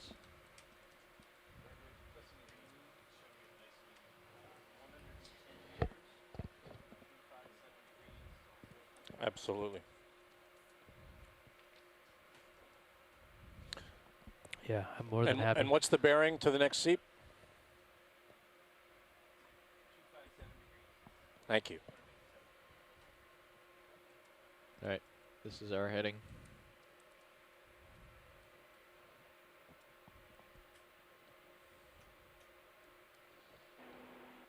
This is Bill Shedd. I hope that Ira Leifer is watching this. If not, he certainly needs to go back and take a look at that video clip. Having the rind, I think it's very clear there's a rind of hydrate around that one bubble. It was trying to come out and almost frozen in place. Certainly looks like it. Looked like it to me. Yeah. Yeah, so Bill and others on the line, so this is in fact one part of what we're funded with UNH and MIT here at the USGS, is to look at this issue of the controls on when hydrate forms on bubbles and what that means for the, in the experiments and in the numerical modeling, phase field modeling, what that means for the survival of the methane in the water column. So that's what we're working on. Sonar. It froze up. Who has? There we Well, are. it appeared we had two or three different kinds of Oh, you bubble did that? Yeah. Thanks. plumes coming out from the bottom there, and very, very interesting. Yeah, it's entirely dependent on the flux about whether they had, if you will, had time, if you will say kinetically, to form the hydrate or not at the seafloor. Yeah, at the seafloor, they may be forming higher in the water column as long as it's absolutely in the hydrate stability zone. But we just can't see them. This is an opportunity for us to see it happen. So what Bill's alluding to is it's very difficult if bubbles form hydrate in the water column acoustically. It's very difficult to distinguish those from bubbles that have gas. In fact, as far as I know, it's still impossible. So we think sometimes you form hydrate around bubbles in the water column, especially when you're well within the hydrate stability zone, as you are here. So you form them for a while, but that hydrate for a while. But the problem is it's really difficult to actually see that happen. Here, we could really see it at the seafloor because of that frosting over effect.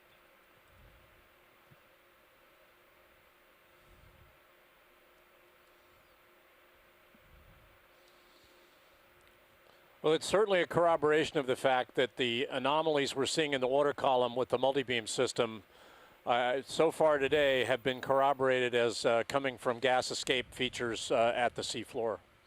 And certainly the high reflectivity here is certainly reflected in extensive hard grounds at the seafloor.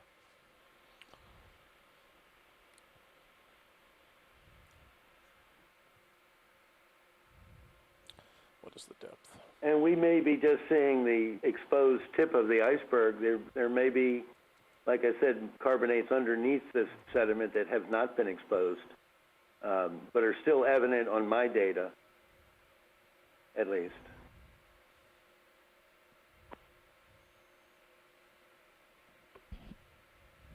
Yeah, you're right under me right now. Roger, I'll scoot ahead. It's just getting the bubble camp set up. Yep.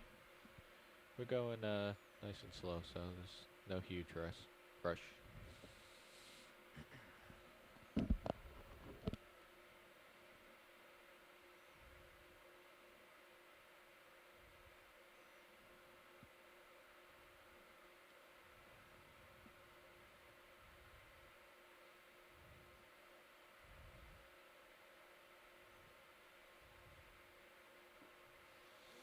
Larry, you haven't seen as many frosty mugs as I have, but I take your comment.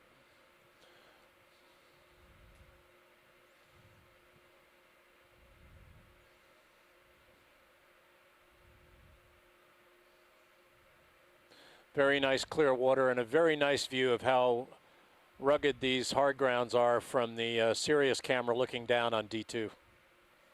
Really, really quite rugged hard outcrops of what almost certainly have been formed in the subsurface, these authigenic carbonates.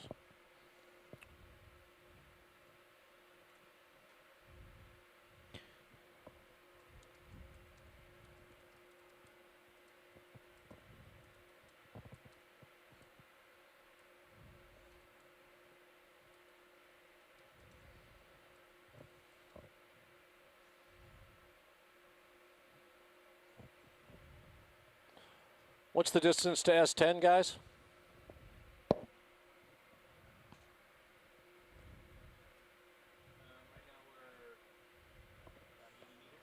Thank you.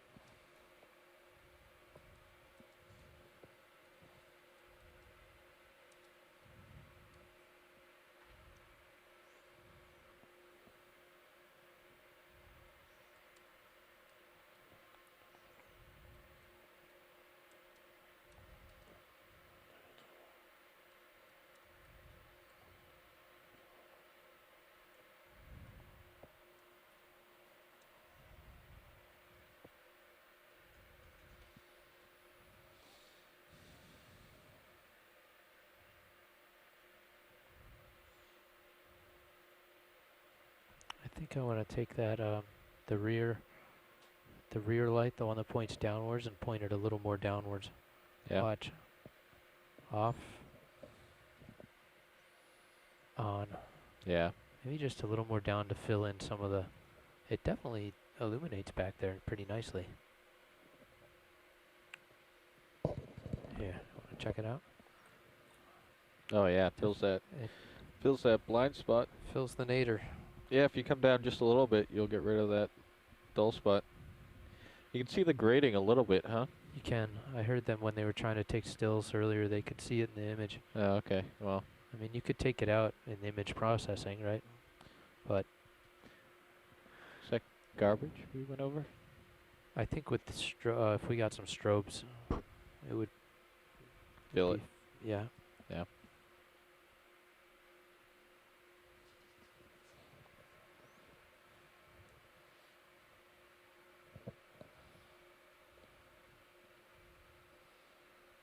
Anybody home?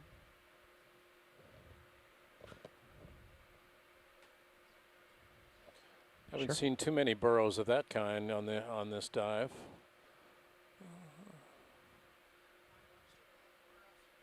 Are they? Is that what they are? Yeah.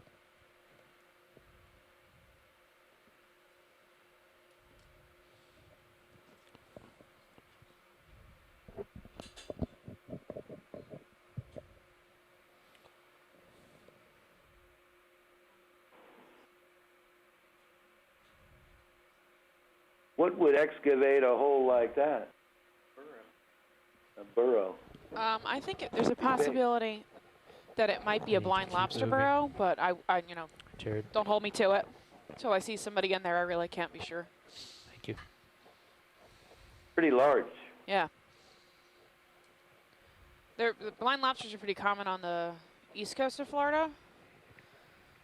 I'm not really sure how common they are in the north of the Gulf, but the shape and size looks similar to me. It's more blind tourists on the west side of the Gulf, I think, isn't it? And I've seen some blind tourist burrows on the west side of Florida.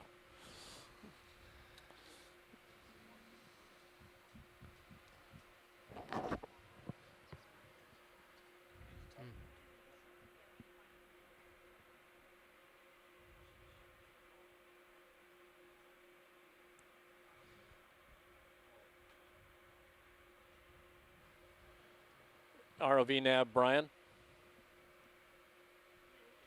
Yeah, Kelly wants to know if you can do the ship-to-shore call about 15 minutes after we leave the seafloor. Will that work for you?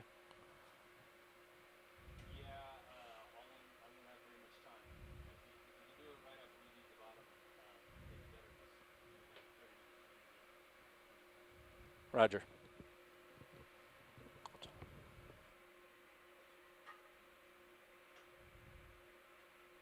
Looks like there's a rock in the sonar.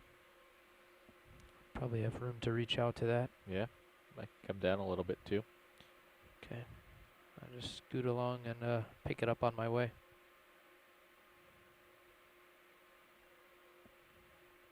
Dead ahead. 290.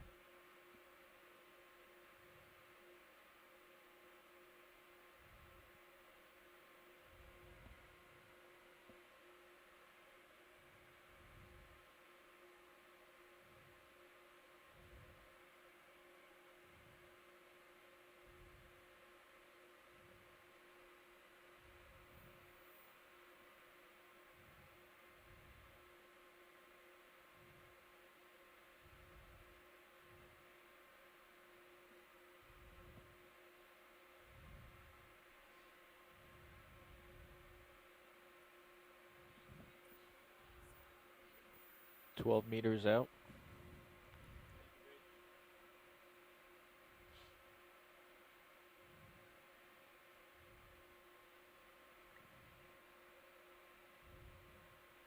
Might be this depression rather than a rock. Yeah.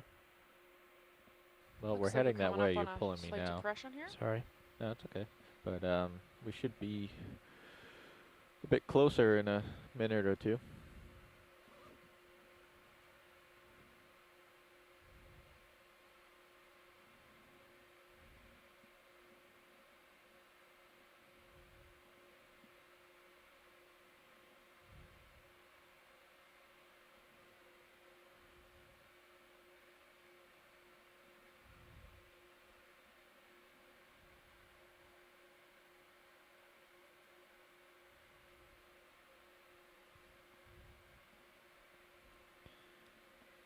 Can't be any happier with this weather for first dive. Flat, calm, 10 knots of wind. Beautiful blue ocean out there. That's for sure. Yeah, we just haven't got a confirmed dive track for tomorrow, so it's just if you're comfortable with us knowing how long it needs to be, and you can skip. Yeah. No, I'll be there as much as I can. Maybe knows. We're not going to say that. You can blame anything on me. You might be able to get there now.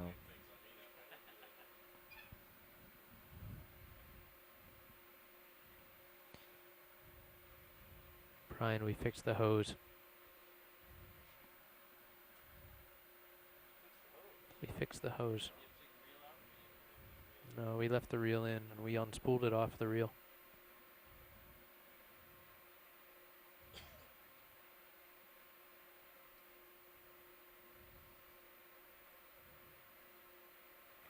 Well, looks like we saw a depression. That's It's a little bit of bacterial mat there, but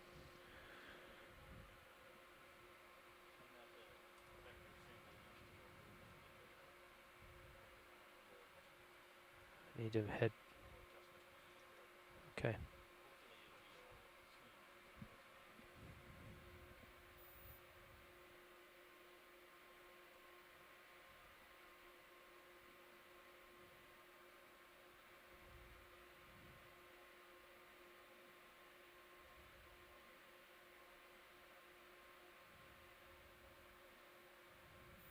There's some heavy bioturbation starting to increase. Lots of mounds, pock marks. We're heading for S10, is that correct? Okay. There's some sargassum detritus. Yeah.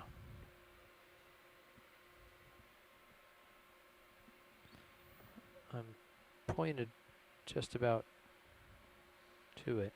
The There's bioturbation nothing is on really sonar. obvious in the Sirius camera when we're looking down.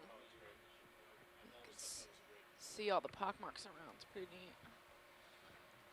It's absolutely to have the two different camera angles from Sirius and D2 is often a great way to see topography well. Yeah. And it really helps when the water's clear. Sometimes you can barely see the ROV from Sirius, and that's certainly not true today. We've got great visibility, even though I guess there's been a little current.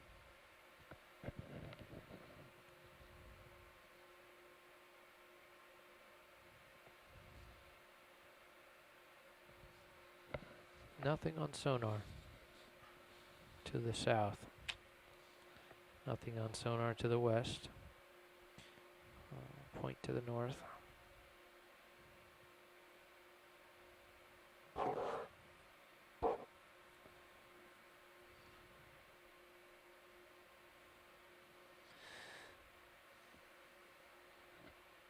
It's probably about 10 or 15 meters away from waypoint 10, maybe 20.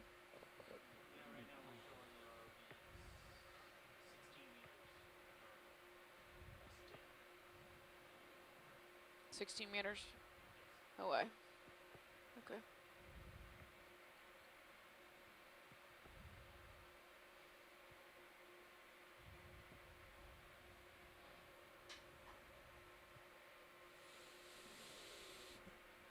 We had a consistent offset with our nav predictions Looks like possible chlorophthalmus. with respect to the short green targets. eye, maybe.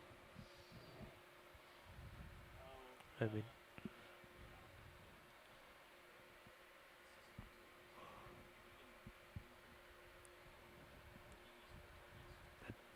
okay. Right. So I need to head pretty much due south. Is that?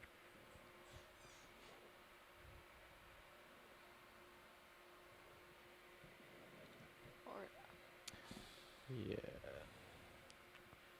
Still Or moving slickhead, I guess. Is west, that small southwest. fish, Mike?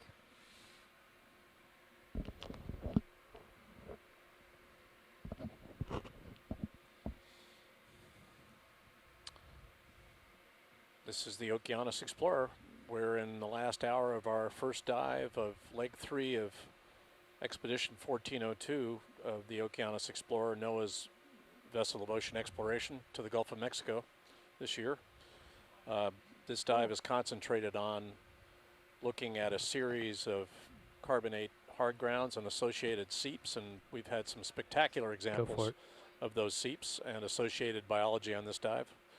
Got about another hour on the seafloor. We're at water depth now of about 970 meters, and we'll be here, as I said, till about 1600 Central Daylight Time. We're glad you're here. Thanks for joining us. Thank you. The holothurian, for sure.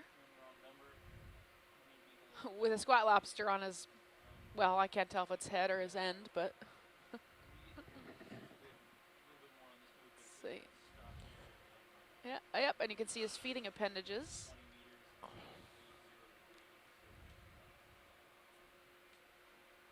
Let's see, we're losing him. Sorry, I'll get you there. Carolyn, yeah, the temperature right now is about 5.33. It hasn't varied very much. Hasn't varied by even a half a degree in the area that we've been working in today. Mesothuria lactera is the name of this holothurian. Is there a common name? I don't know. I thought they were all sea cucumbers. Yes. Is that the common name? Yeah, that's one of them. But I mean, there's many specifics. Right, many species, right? Yeah. This one is called Plainensis villanensis, plain vanilla sea cucumber.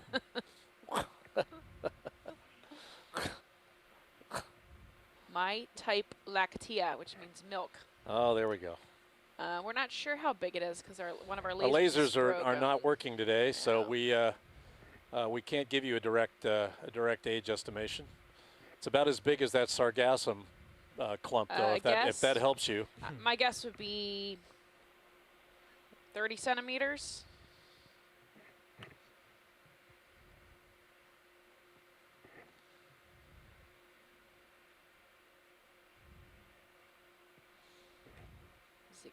Lactea.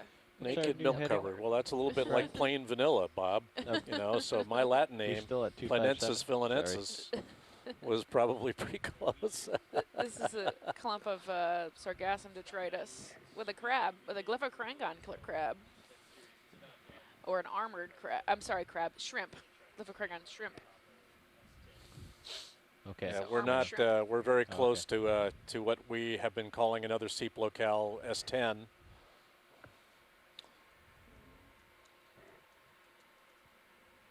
And we'll take a look around, and if we don't see anything, we'll move on to the next one, which is S9 to the south and west. The current's making it very hard to. We have less than an hour on the seafloor now. That's pretty strong.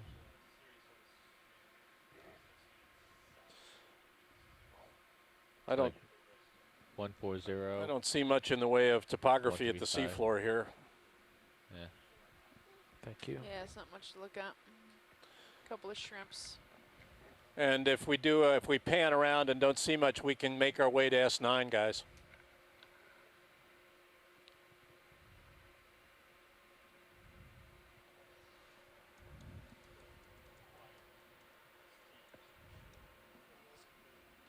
The quad.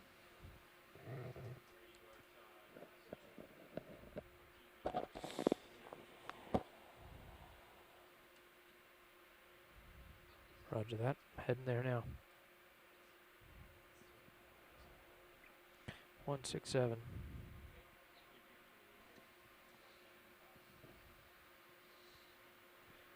There's that current.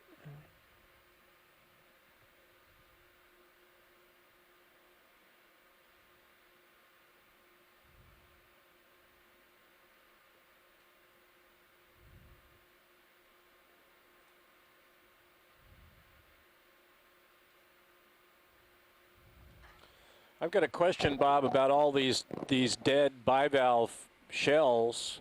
They seem to be quite common around these hard grounds.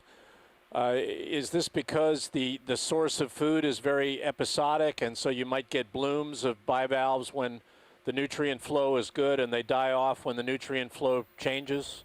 The seep either slows down or stops, and then you get another pulse of nutrient flow, and then they bloom again?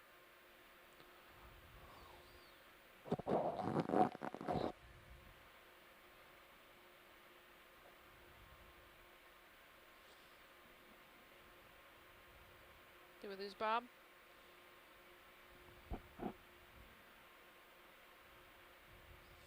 Right. So it might be that we really are looking at a kind of a huffing and puffing, and the biology likes it when things are puffing, and when there's a pause, that you get a die-off related to a loss of nutrients, and that's where a lot of these dead shells are coming from, or these shells are coming from dead bivalves.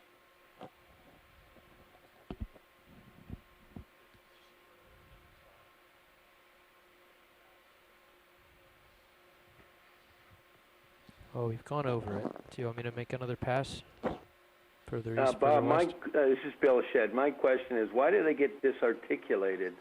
How do they get disarticulated? It's not like there's a lot of current down here to wash them around. And he just came back, Bill, and said that widely scattered dead shells are probably spread around by predators.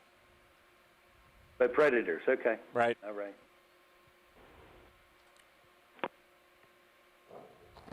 That would make sense. I'm just wondering why they're dead to begin with. I think that's as interesting a point. I think that's got to be related to nutrient flow, and it would make sense since the plumbing continuously changes around these seeps, that the biology, because it's got to be proximal to the nutrients to thrive.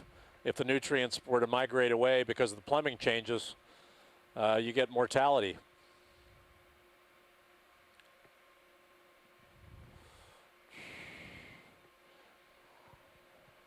Again, guys, I wouldn't dawdle around S10. If you don't see much in the way of topography, I'd move on to S9.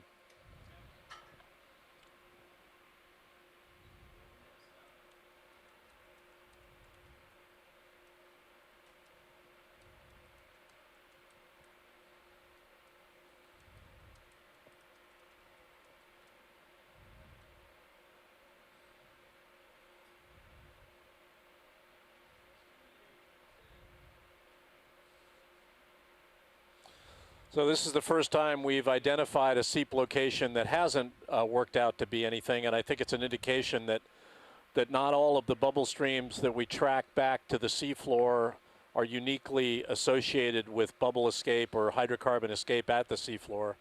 I think Mimi and colleagues have done their best to track these back to the seafloor, but I don't think that's completely exact. Depends on the episodicity of these things, the currents that might be taking the plumes away from their seafloor locations and so on. It's worth remembering that these seep locations we've been going to today are not very far apart in space. Jamie, it's also true that last year there were occasions when we sort of would despair of finding the actual bubble stream, and sometimes it isn't always easy to find, particularly, to be honest with you, on bare seafloor like this. So right. It does mean there was something there, obviously, at the time she collected the data, but it doesn't mean we're going to find it today. I've been pretty impressed with the fact that these bubbles, unless you're looking right at them and the light is exactly right, aren't that easy to see.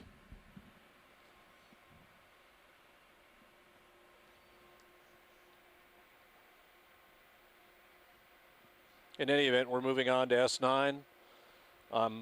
We should be able to get to S9 and take a look. I don't know how much beyond S9 we'll get to today. We have one more after S9, more or less on a line between where we are now and S9, which is S8. And we'll keep doing what we're doing. We'll keep moving for as long as we can stay on the seafloor before having to recover, which will be probably slightly before 1600 Central Daylight.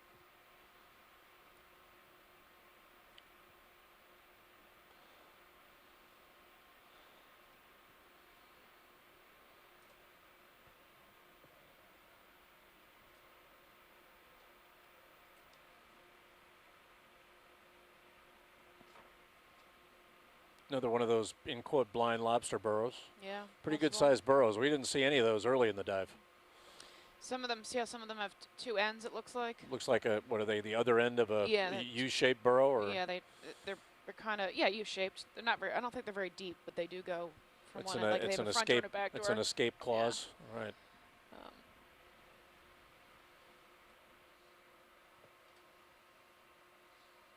Again, that's just a guess. I mean, until you see who's living at home, I don't really know what it is. What Absolutely, it's for. Sure. I know a lot of these mounds can sometimes come from worms. The worms, I haven't seen any sea pens or anything like that on the seafloor. Been very little in the way of obvious worm incrustation today, at least in the sedimented part of away from the hard grounds. And not too much in the way of fish. I mean, we had some amazing dives 2 years ago with fish everywhere in the water column, and very few fish here. Yeah. I know of the fish we see, they're pretty much the same 2, 3, 4 species at the most. Right.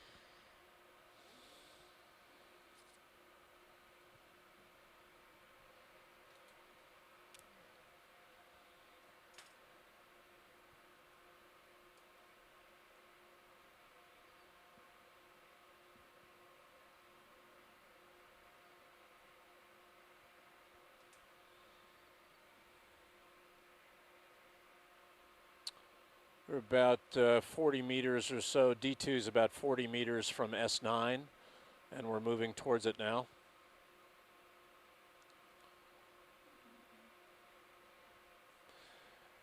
For those of you who don't do ROV operations every day, it's slow and steady. We have to move the ship.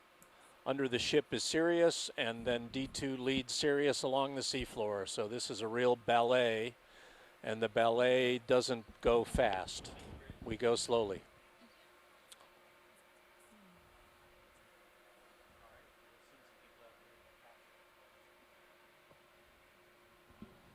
pretty cool.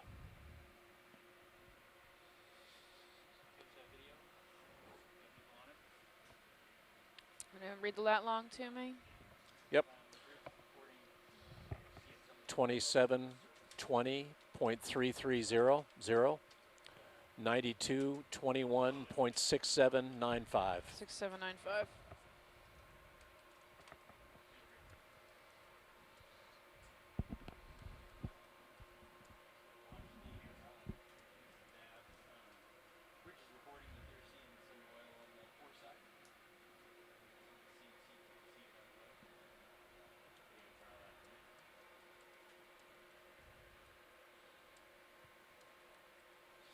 For those of you who might be listening in on that, it might be worth everyone's knowing that we shut down the water intakes to the vessel for fresh water.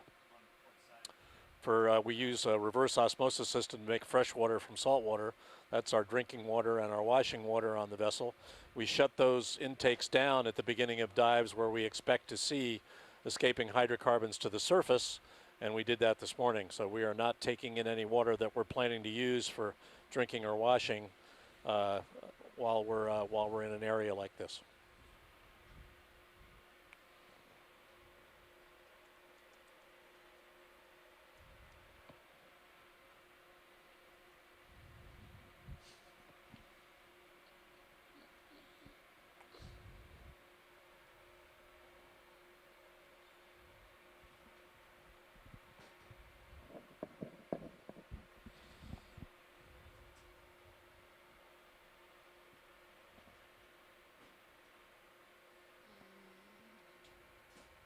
Probably about 20 meters from waypoint 9.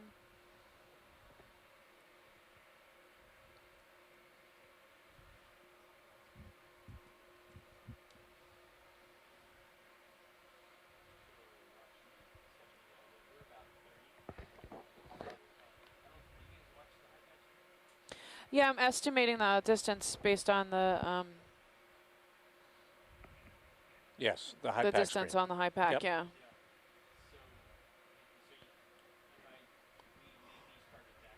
Okay.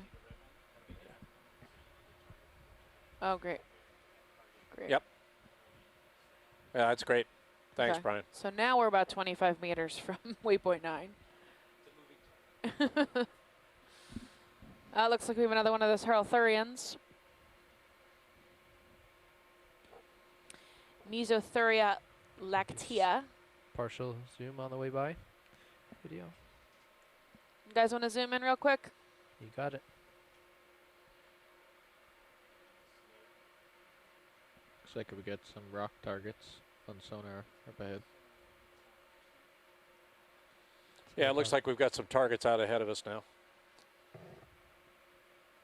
Yeah, you don't need to dawdle too long on him. Just a quick close-up is good enough.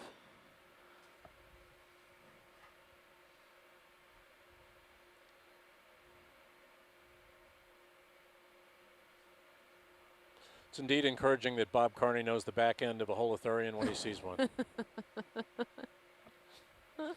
Gives me faith in humanity.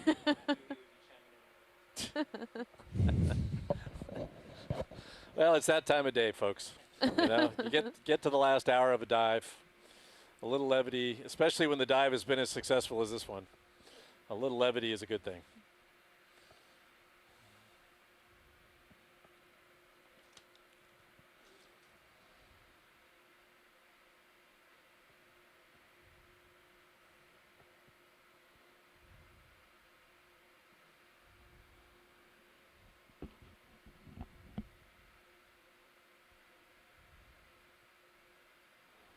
Looks like we're coming up on some more bivalve shells. It's promising. And in the Predated Yeah. bivalves, you know. Not only are they dead, but they've been predated. But there are a lot of empty shells on the seafloor, and that is no doubt part of the reason for the high backscatter here, in addition to the hard grounds we've seen. Enormous quantity of dead shell at the seafloor. Ooh, look, we've got a pit coming up. There we go. We've got a hard ground coming up. And we are very close to within 15 meters of what we're calling S9, and this looks like what We're calling S9 coming up.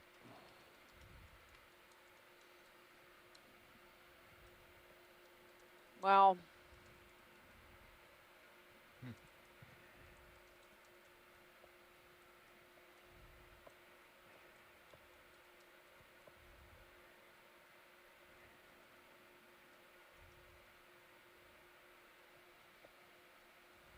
It looks like living mussels there on the right. And some tube worms on So the we're left. we're probably going to want to spend the rest of our time here, gentlemen.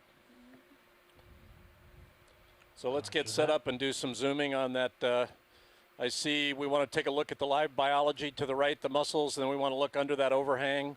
We're going to want to try to do a 360 of this outcrop before we leave. Looks like a pretty big outcrop. I see bubbles. Oh, and there's bubbles coming out of the mussel pile here. Yeah, we've got mussels. I'm going to lower your swing arms, if that's all right with you. Yep, roger that. As long as you're well above me. Yep, 17 meters delta. Okay, video, just stand by for a minute. I'm going to try to get stable and low and close so you can get some real nice shots. That should be just right. Sirius will park right on top of this feature. I can run around in circles. And it Yeah. wouldn't surprise me if we've got more hydrate down in that gap in the mussels there in the lower center as well. Yep. Right. Yeah, There's Mimi, bubbles this, coming you out know, too. when you've got Mimi on the job at night, it makes it pretty easy during the day, doesn't it? Oh, there's our lights. Yeah, that definitely looks like hydrate under there. Yeah, I think so too, where that crab is on up into the upper left. There's also bubbles coming out. I don't know if anyone else can see that Okay. in the Yep. front. Maybe, Jared, let's start with some A zoom, lot but of not hydrate, way actually, in. all along that area. Let's just get in there without. The It's crab hard to under hold it there when you're probably all the way feeding in. on something Bob Carney can identify.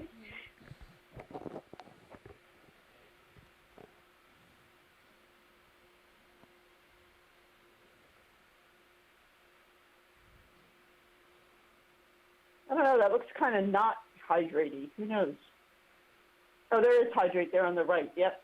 I think where the crab is, Carolyn, there's some hydrate under that ledge. Yep, yes, yes. We happy on the with left the too lower as well, swing yes? arms? I'm very happy. I think so, but we'll have to take a closer look. The right Yeah, I one think is so. It's deployed got more some, than the something left, on but the I front think of it there. I don't know what that would be. That stuff all on the, probably some biological stuff there in the front. Well, we saw polychaetes, definitely very ice worms cool. on it earlier. So it could be there again. Yeah, I think that was right when I joined back in. The white mass to the left of that, on the left hand, well, now it's in the center. That kind of looks like hydrate too. Yeah, I think it could be. We'll certainly get a zoom in on it and take a look. We are most of the way zoomed, If right, you Jared? pan up about another 6 inches to that urchin that is on the hydrate, Go you'll ahead see if you bubble want. stream on top of it Pretty coming out from stable. the urchin. Right. You have to pan up a little bit. Yeah, if we can pan up a little bit from there, guys, we're going to want to try to look at those bubbles if we can. A lot of gastropods again. Those do seem to be co-located with proximity to these hydrocarbons. Okay, go back in. I just, if I take my hand off the stick, I lose the magic touch. There, that urchin that just came on screen. Yeah, there's bubbles coming from him. Yep. It's coming down from below.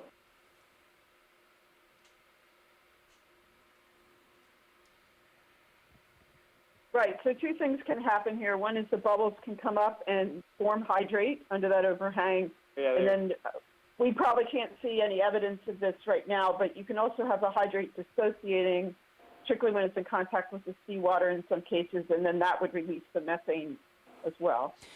There's a new white shrimp we have not seen before. If you guys could look at the very center top of the screen, there's a, new white shrimp.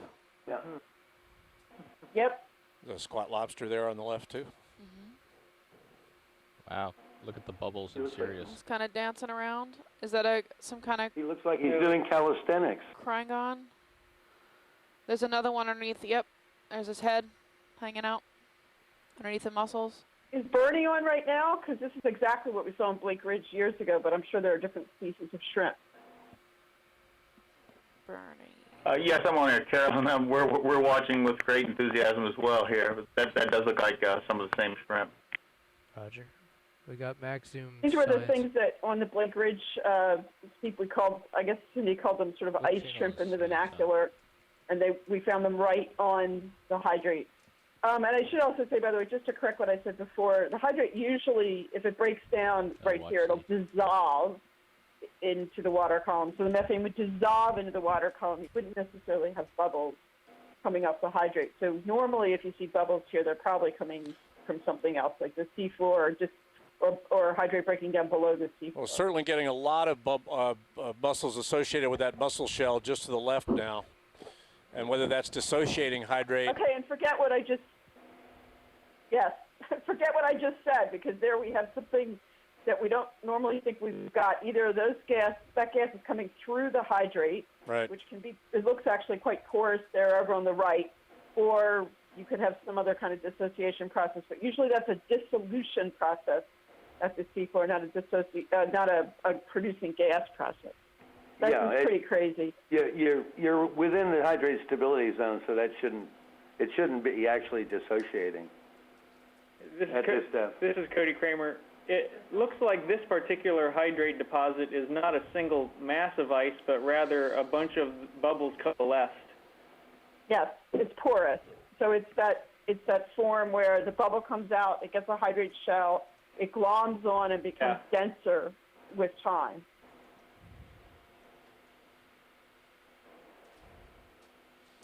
You know, there it looks like you've got, I mean, it looks to me like some of those mussels are actually being encased in hydrate, which suggests to me that some of that hydrate is actually forming around them. If you could pan up a little bit from the crab, guys, just pan up just a little. There. Is it better to be encased in hydrate or carbonate? Or I'd rather be encased in hydrate for my health. You can't go a whole dive without having a joke from Star Wars. That's right. The carbonate. What was Han Solo encased in? Carbonite. That's carbonite. It's okay though. Not carbonate. Carbonite is bad. Hey, that's not good either. Then you need help to get out from. You need your buddies. So Bob, or someone else who's done a lot of dives in the Gulf. Have you ever seen this before with the mussels with the hydrate around them? I don't remember seeing it in 2012. These look like they're literally being buried in hydrate. Well, it may imply, of course, that the hydrate formed pretty quickly around them for some reason. The seep opened up or something. I mean, would that just be a local supersaturation thing where you've got enough gas coming out so that despite the fact that you're in a stable zone, you're getting a lot of flux. To the left here, if you pan left, guys, a little bit, we've got some very active bubble streams. Might want to come out a little bit on zoom. Yeah. Right. So, Jamie, usually hydrate, although it's stable at the seafloor, the problem, of course, is that the amount of methane, the seawater is generally very undersaturated with respect to methane, and so that's why normally you don't form a whole lot of hydrate at the seafloor unless you've got special conditions. Under these overhangs, you can pretty easily supersaturate. Right. That's what I was thinking. Seawater conditions, and so that's what's happening in these places. But you've got to wonder whether something happened to change the flux pretty quickly here that sort of, if you will, trapped the mussels in this ice blob. Well, if you had higher order hydrocarbons here in addition to methane, that changes things too, right? Do a little bit of a... Yeah, because they're more There's stable. a bunch of bubbles coming out from your starboard. That's great. If you look at Sirius. Okay, well, we want to take a 360 here, gentlemen. I think it's pretty clear we're going to spend the rest of our time here. I don't think we're going to try to transit to S8 with less than 30 minutes left in the dive. So let's take a look around and make sure we've characterized this one. Watchley, this is Co-pilot. You also have a special thanks from the shore side saying that was awesome. Thank you so much.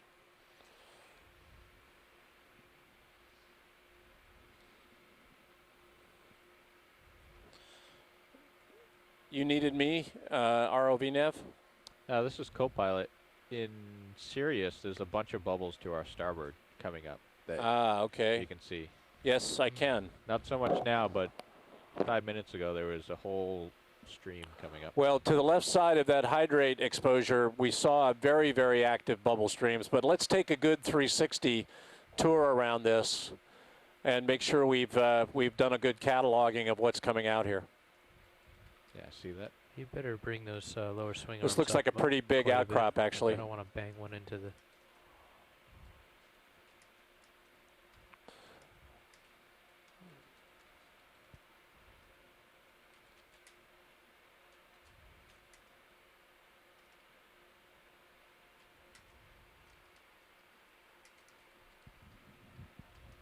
Can you tilt up just a little bit? Yeah, Carolyn, Bill is more excited about tomorrow than he was today, so I would definitely tune in tomorrow. He's more excited about 907 than 648. So.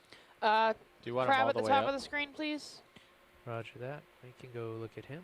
He's now to your left. Yeah, I'm excited about tomorrow because I think we're going to be seeing quite a bit more oil coming out of the bottom, and we may be seeing different biota as well. Well, this was a winner as a first dive. Not only did we not have to go too far, we had great conditions, and we saw pretty much a pretty great corroboration of what you wanted. I think your backscatter is corroborated with hard grounds, and I think most of our bubble stream anomaly seep locations, all but one, appear to be exactly that. Yeah, well, I found the neighborhood, you found the houses, and described the. Yeah, it's a great team. Oh, he's great. Yeah, it sure is. Sure is. So I'm being told this is lithoded, this crab. Is that the first one we've seen today? I mean, I would call it a spider crab. Mm-hmm. Is that what we're talking about? A spider crab? It looks like a spider crab to me. I'm just double checking. Lithodity. It's a pretty good. It's a pretty good sized crab. We don't have our lasers today to give an accurate size, but that's a pretty good sized crab. Yes, he is pretty large. And we do have slow leakage of bubbles just down at the bottom there. Yeah, right by his. Yes. The bottom of the screen. There's some bubbling. To the left of his foot. And also to the left of his foot, yeah. Yeah, so if you want. Two places. One's that like little tiny overhang at the bottom, and one's by his foot. Yeah, let's pan down and to the left of that crab. I think we've got a bubble stream there, guys. Yeah, I see a. Come a little. Yeah. Thank you, Jared. That's a pretty photogenic looking crab there. Auto XY is freaking out. Okay. Have you seen the video of the crab that was trying to eat the bubbles from a bubble stream? And his whole mouth got encrusted with hydrate. Oh, no. I'm serious. There's actually a whole bunch of bubbles coming from that behind the crab now. Yeah, yes, there are. I'm under that overhang to the right. The overhang. When you get stable, guys, we're going to want to do another zoom on that crab if we can. We've got bubbles in the vicinity and behind that crab, and I see bubbles in the right foreground, but they're coming from the mussel mound we looked at. Quite a lot of them now. You can see them in the water column.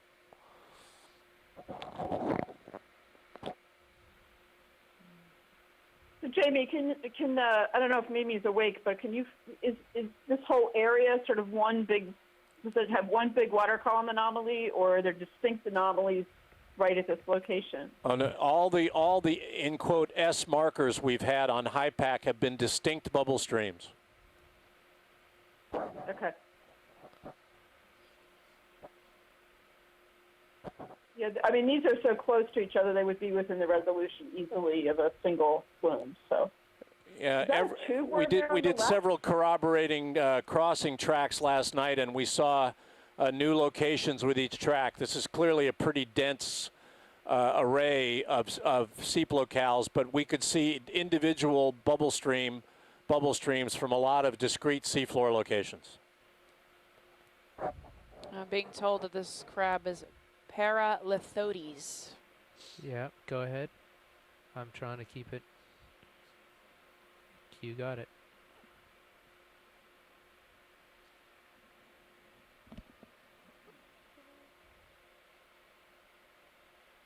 I think he's missing a, oh no, maybe not. I thought maybe he was missing a back leg, but.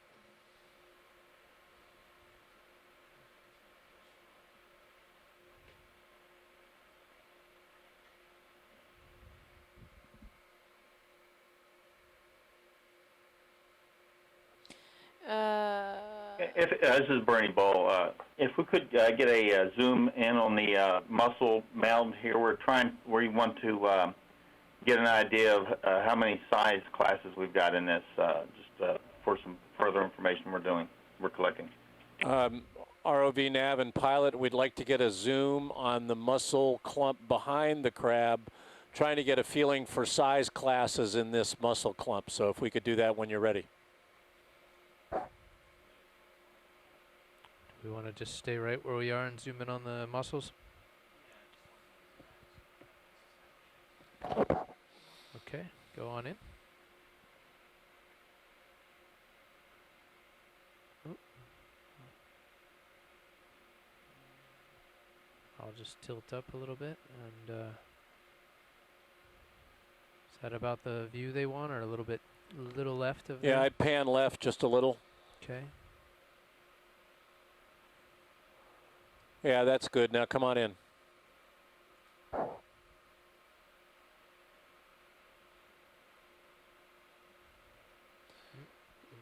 little far.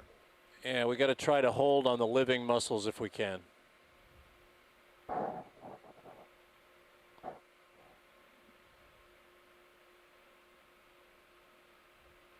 We'll try. How's that, Bernie? Yes, just a few seconds there, and gets in focus, and we're doing screen grabs like crazy here right now. And we're definitely getting bubbles from multiple locations in this clump.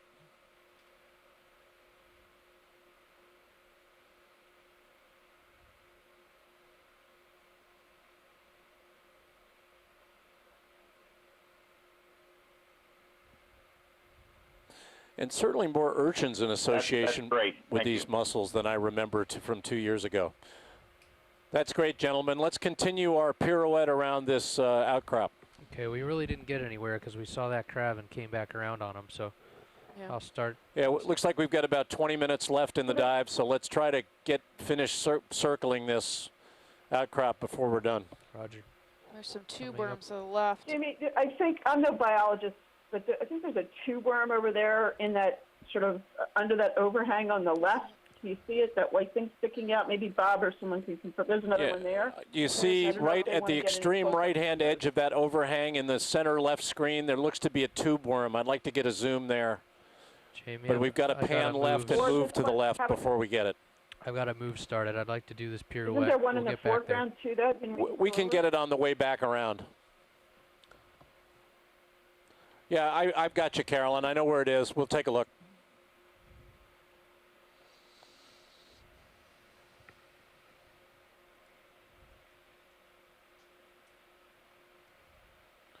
I'm still fascinated by the surface texture of these outcrops. I mean, it looks to me like they're suffering gravitational collapse, but that would suggest to me that they've been exhumed as hard grounds from the subsurface. Have I got that right, Carolyn? Okay. Sorry, I was muted. I mean, we obviously, as you know, autogenic carbonate actually forms under the seafloor. Right. So yeah, we assume. But it would suggest that there's been a fair bit of exhumation here to get these out as exposed as they are, and we're on a pretty flat seafloor. So I'm pretty surprised that these are as exposed as they are. Yeah, someone else would have to speak to. I mean, I know the current for the Gulf of Mexico can be pretty substantial. Obviously, if things are covered by soft sediment, it's easier to exhume these hard things that are underneath, right? Right. So no, but it seems to me it's clear that we're seeing original orthogenic textures that have been, a broom has swept the soft overlying sediment away, and you're seeing the way they looked in the subsurface, except for the gravitational collapse of some pieces of them. Pretty nice. Yes, I agree with you. Fish-bill shed, yeah. There might have been a fair amount of sediment in between each one of those blocks, but so the relief, between the top of that rock and the base of that rock, there in the subsurface might have been. Quick zoom on that coral there. Sorry. But we're looking at relief now on the order of the height of the ROV, which is 2 to 3 meters. So you probably had at least that much sediment on top of that. That's right. I mean, it was within that top 2 to 3 meters of sediment. It looks like we have a Chrysogorgia on the center of the screen. There's a Gorgonian right in the center. If you could zoom in on that sea fan, that'd be great. Roger, stand by.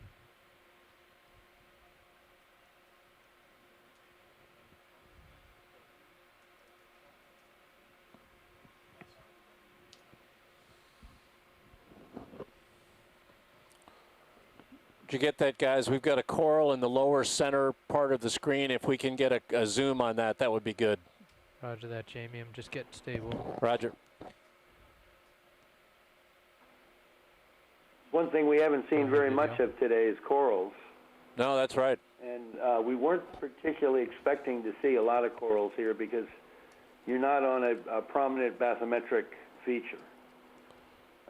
You're actually at the base of a prominent bathymetric feature, and you may not expect to see them in a place like this.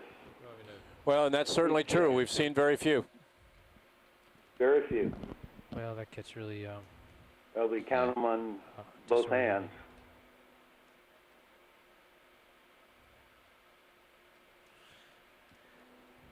And the other thing I noted too, I think, is one of the reasons we're getting such beautiful pictures is very little snow.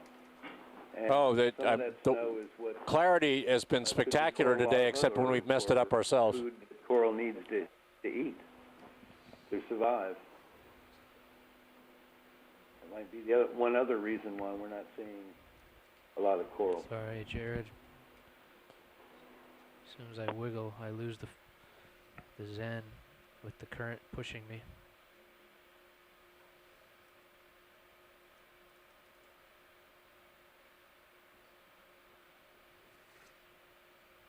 Yeah, and it's got a symbiont living. Is that a crab, a squat lobster living right in the middle of it there?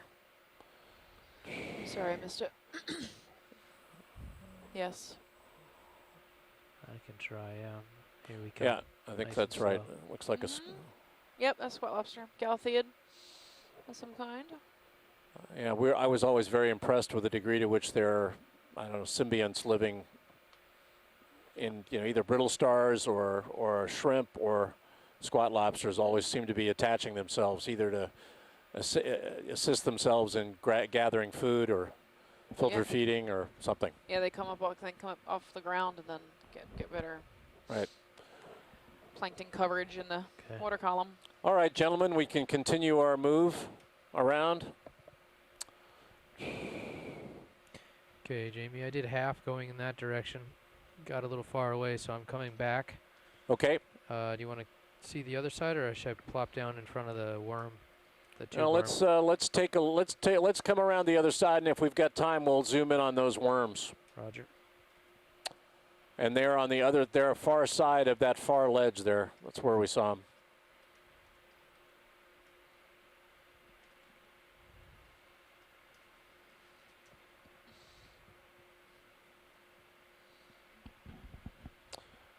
I believe, yeah, all right, no, we're not there yet.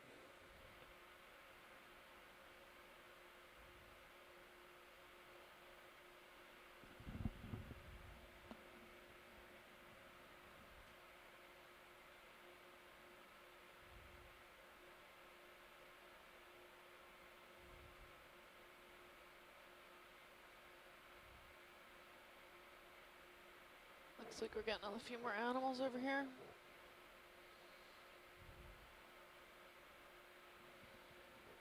It's a very large outcrop. It's very large. There's a tube worm we were looking at before. Yeah, center left is where that tube worm is, guys, or at least one of them, I think. So Well, actually, there was one on to the boulder that's just going out of view. It's right on the lower right. There's a solitary tube worm there. And then there's another one lower left. Yeah, the dead lower center now is there's a tube worm, and maybe we can get a look at that. It's drifting off to the right now. I'm just about finished doing the whole track here. While I'm drifting, I'm going to keep drifting, and we'll get right back there, Jamie. Yeah, no worries. Thank you. He sees this 4-ton Leviathan coming up on him, and he's time to leave. That was a mating pair, yeah. There's 2 of them there. That's one of the biggest outcrops we've seen today. It's really quite large. I'm very impressed with the depth of field we're getting with these new lights. Really seeing a long way. It's great.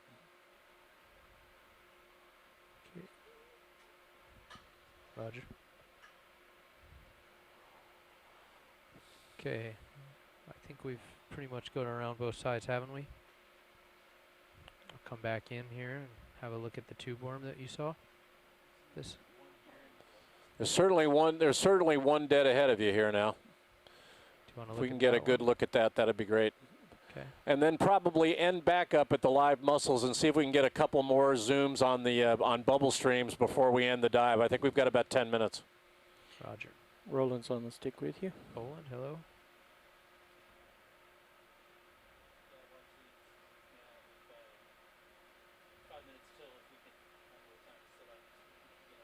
No worries.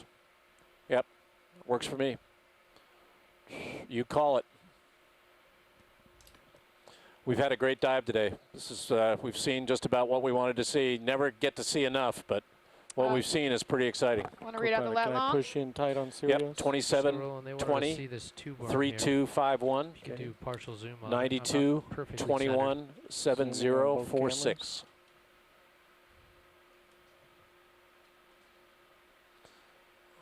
Holding. Oh yeah, look, the plume is out on the on the tube worm. Certainly haven't seen a lot of those today, but we've seen a few. Oh, there's the plume. Yeah. Oh, that's a shrimp behind it. Yep. And then there's another one over slightly to the left. You can see his feeding appendages. Or I'm sorry, it's respiration. Just a little bit more left if we center up. I'll try. That's a great zoom. Good work. Good shot here.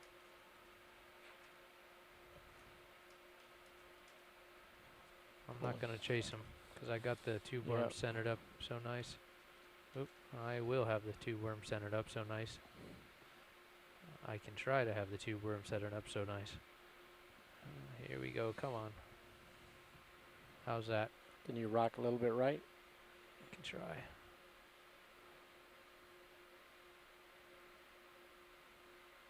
There we go. Beautiful. Beautiful. Very nice. Are those little... the Mellibranchia.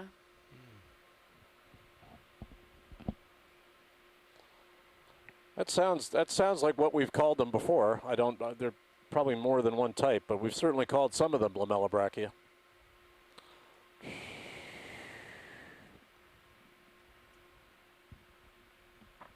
Are those little polychaetes sitting on top of the tube worm's feeding appendage? Can we zoom in any more, guys? We're at max zoom. It looks like we're that's at maximum zoom. Are we at maximum? Maximum zoom. That's all you get, guys. I can't say. That's not very close either. I'm going to push focus to the shrimp. Oh.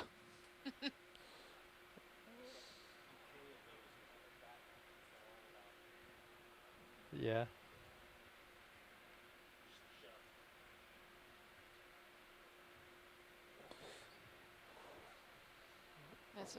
That's great, gentlemen. Let's zoom back out and kind of wander back over to that live mussel group and see if we can zoom in a couple more times on those mussels before we call it a day. Rolling out. Thank you, Roland. It's an armored shrimp. That was good. I turned off all the auto functions and, well. Full wide. It's still a partial on serials. Roger that. We're going to walk back over here to the north side of the feature.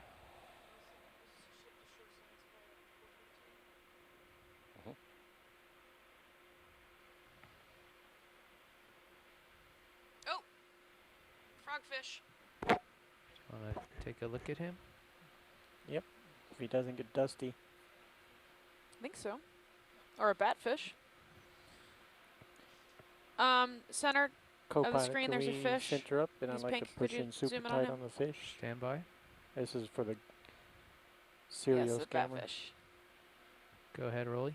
Zooming on ROV.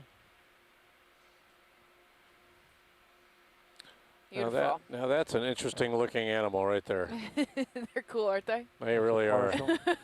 So it's really a face only another batfish would like, however. If we could.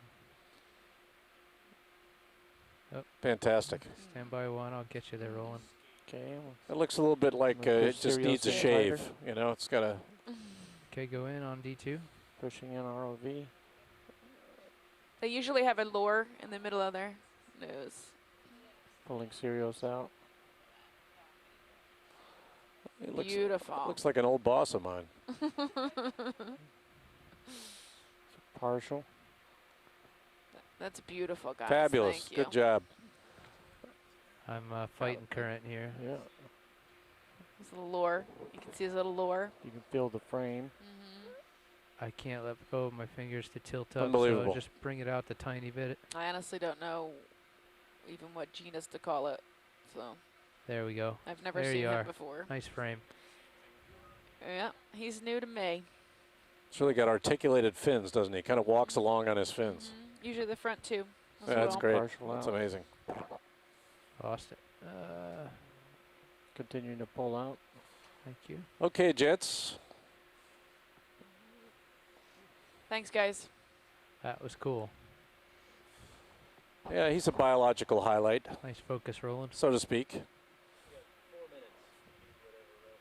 Yeah, if we could swing back around and take one more look at that live muscle clump, which may be on the other side, if we have time, that would be great. We're getting there. ROV is full wide. Sirius is partial. And we'll do one final zoom, see if we can find a bubble stream or two, and then we'll call it a day. And bravo to all of you. You've done well. What would you like, Josh? Can I what? Nope, I'm fine.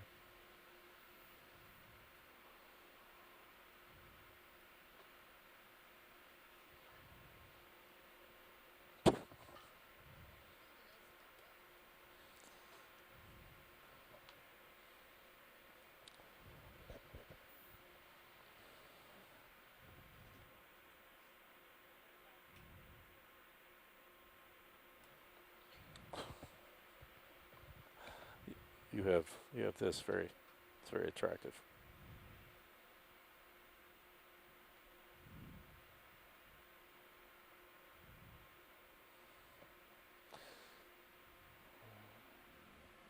Yeah, let's see if we can get one more final zoom. You can see the legacy of D2 there right in front of it, which will be there for several hundred years at least. Homage to the plumes. And if we could zoom in one more time on the left side of that hydrate, and we had some good active bubble streams there, and we'll do that for a minute or two and we'll call it a day.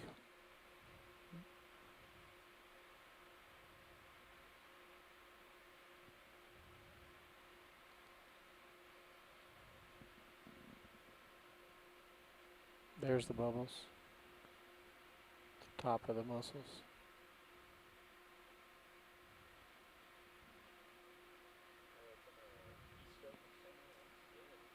Roger that, Brian.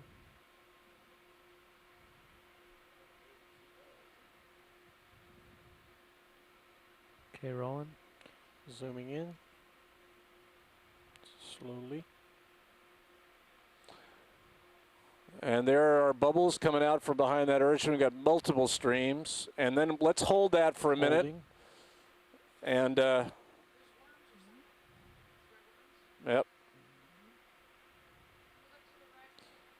You want to look at those brown worms.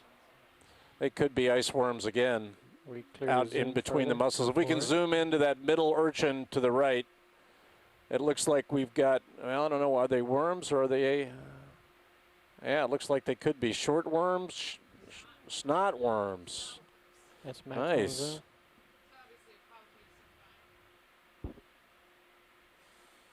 That's a great shot. And then let's pan left a little bit and look at those bubble streams, if we can. Should be at the same level, just panning slightly left. So we've seen batfish and snot worms. What else have we seen? A little bit of ice worms. Yeah, yeah.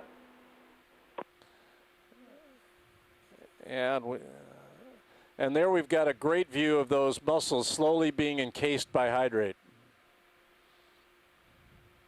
Jamie, that is an amazing view. You see these bubbles, they literally are bubbles of hydrate. So I know. You can see how porous the structure. No, it's great. I mean, it's really just bubbles of hydrate just encasing these. It's just a local supersaturation. Continuing to follow focus. Yeah, wonderful. That is a gorgeous shot. Thank you. And with that, gentlemen, you may call it a day if you need to wrap it up. We could hold this shot for about 10 seconds.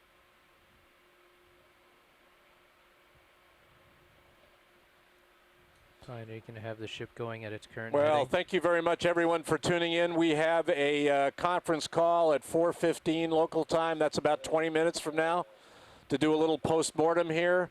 Okay. And I remind everyone watching us that we will be a little bit west of here tomorrow for Dive 2 in an area that we hope to see similar evidence for seafloor seeps. And according to our local authorities at BOEM, we may be seeing evidence for oil escape as well. So we look forward to having you with us tomorrow on Dive 2 of Leg 3 of Okeanos Explorer 1402. Thank you for joining us, and we'll see you tomorrow.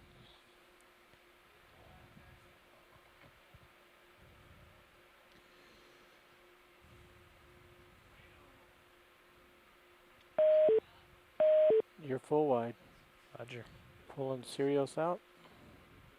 I stow those arms. That's what I'm doing. Roger that. And then you're at negative 0.9, so I think you can just spin right one full turn, and I'll get underneath you when you do it.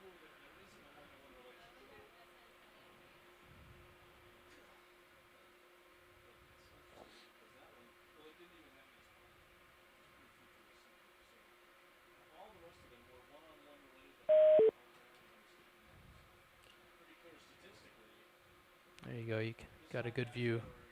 I'll just hold that while you put them away. Can I zoom to that shot while we put it away? It'll be pretty dramatic for recording. If you could center it up. You got to ask co-pilot.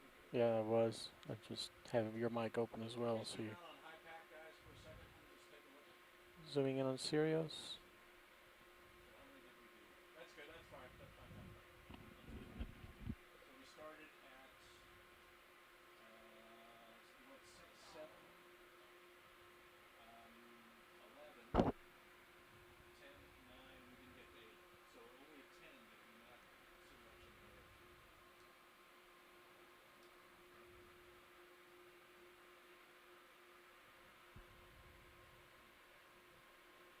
How far did we go today, guys? About 450 meters. 450. Yeah, but you know, it's always an inverse correlation between what you see and how fast you go.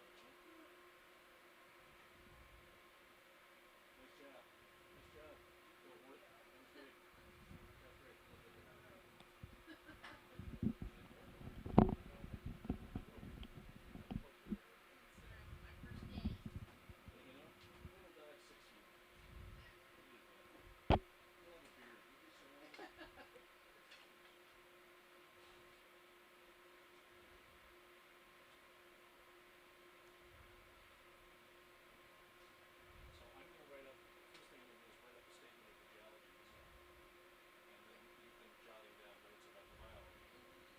All right.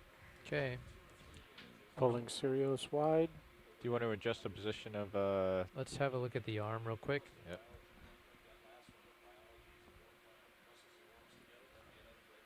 You pull wide on Sirius? Pulling Sirius wide. That guy's good. And, well, actually, we want to spin it around, but we can do that once we're up and moving. Right? Yep. Let's get up in the water column. Do you want to... I'm going to drive underneath you while you start pulling up. You want to spin around right one whole turn? Coming right. Hang on, stand by. Let me get underneath you. Oh, okay. And Come come back. up to like a delta of 20.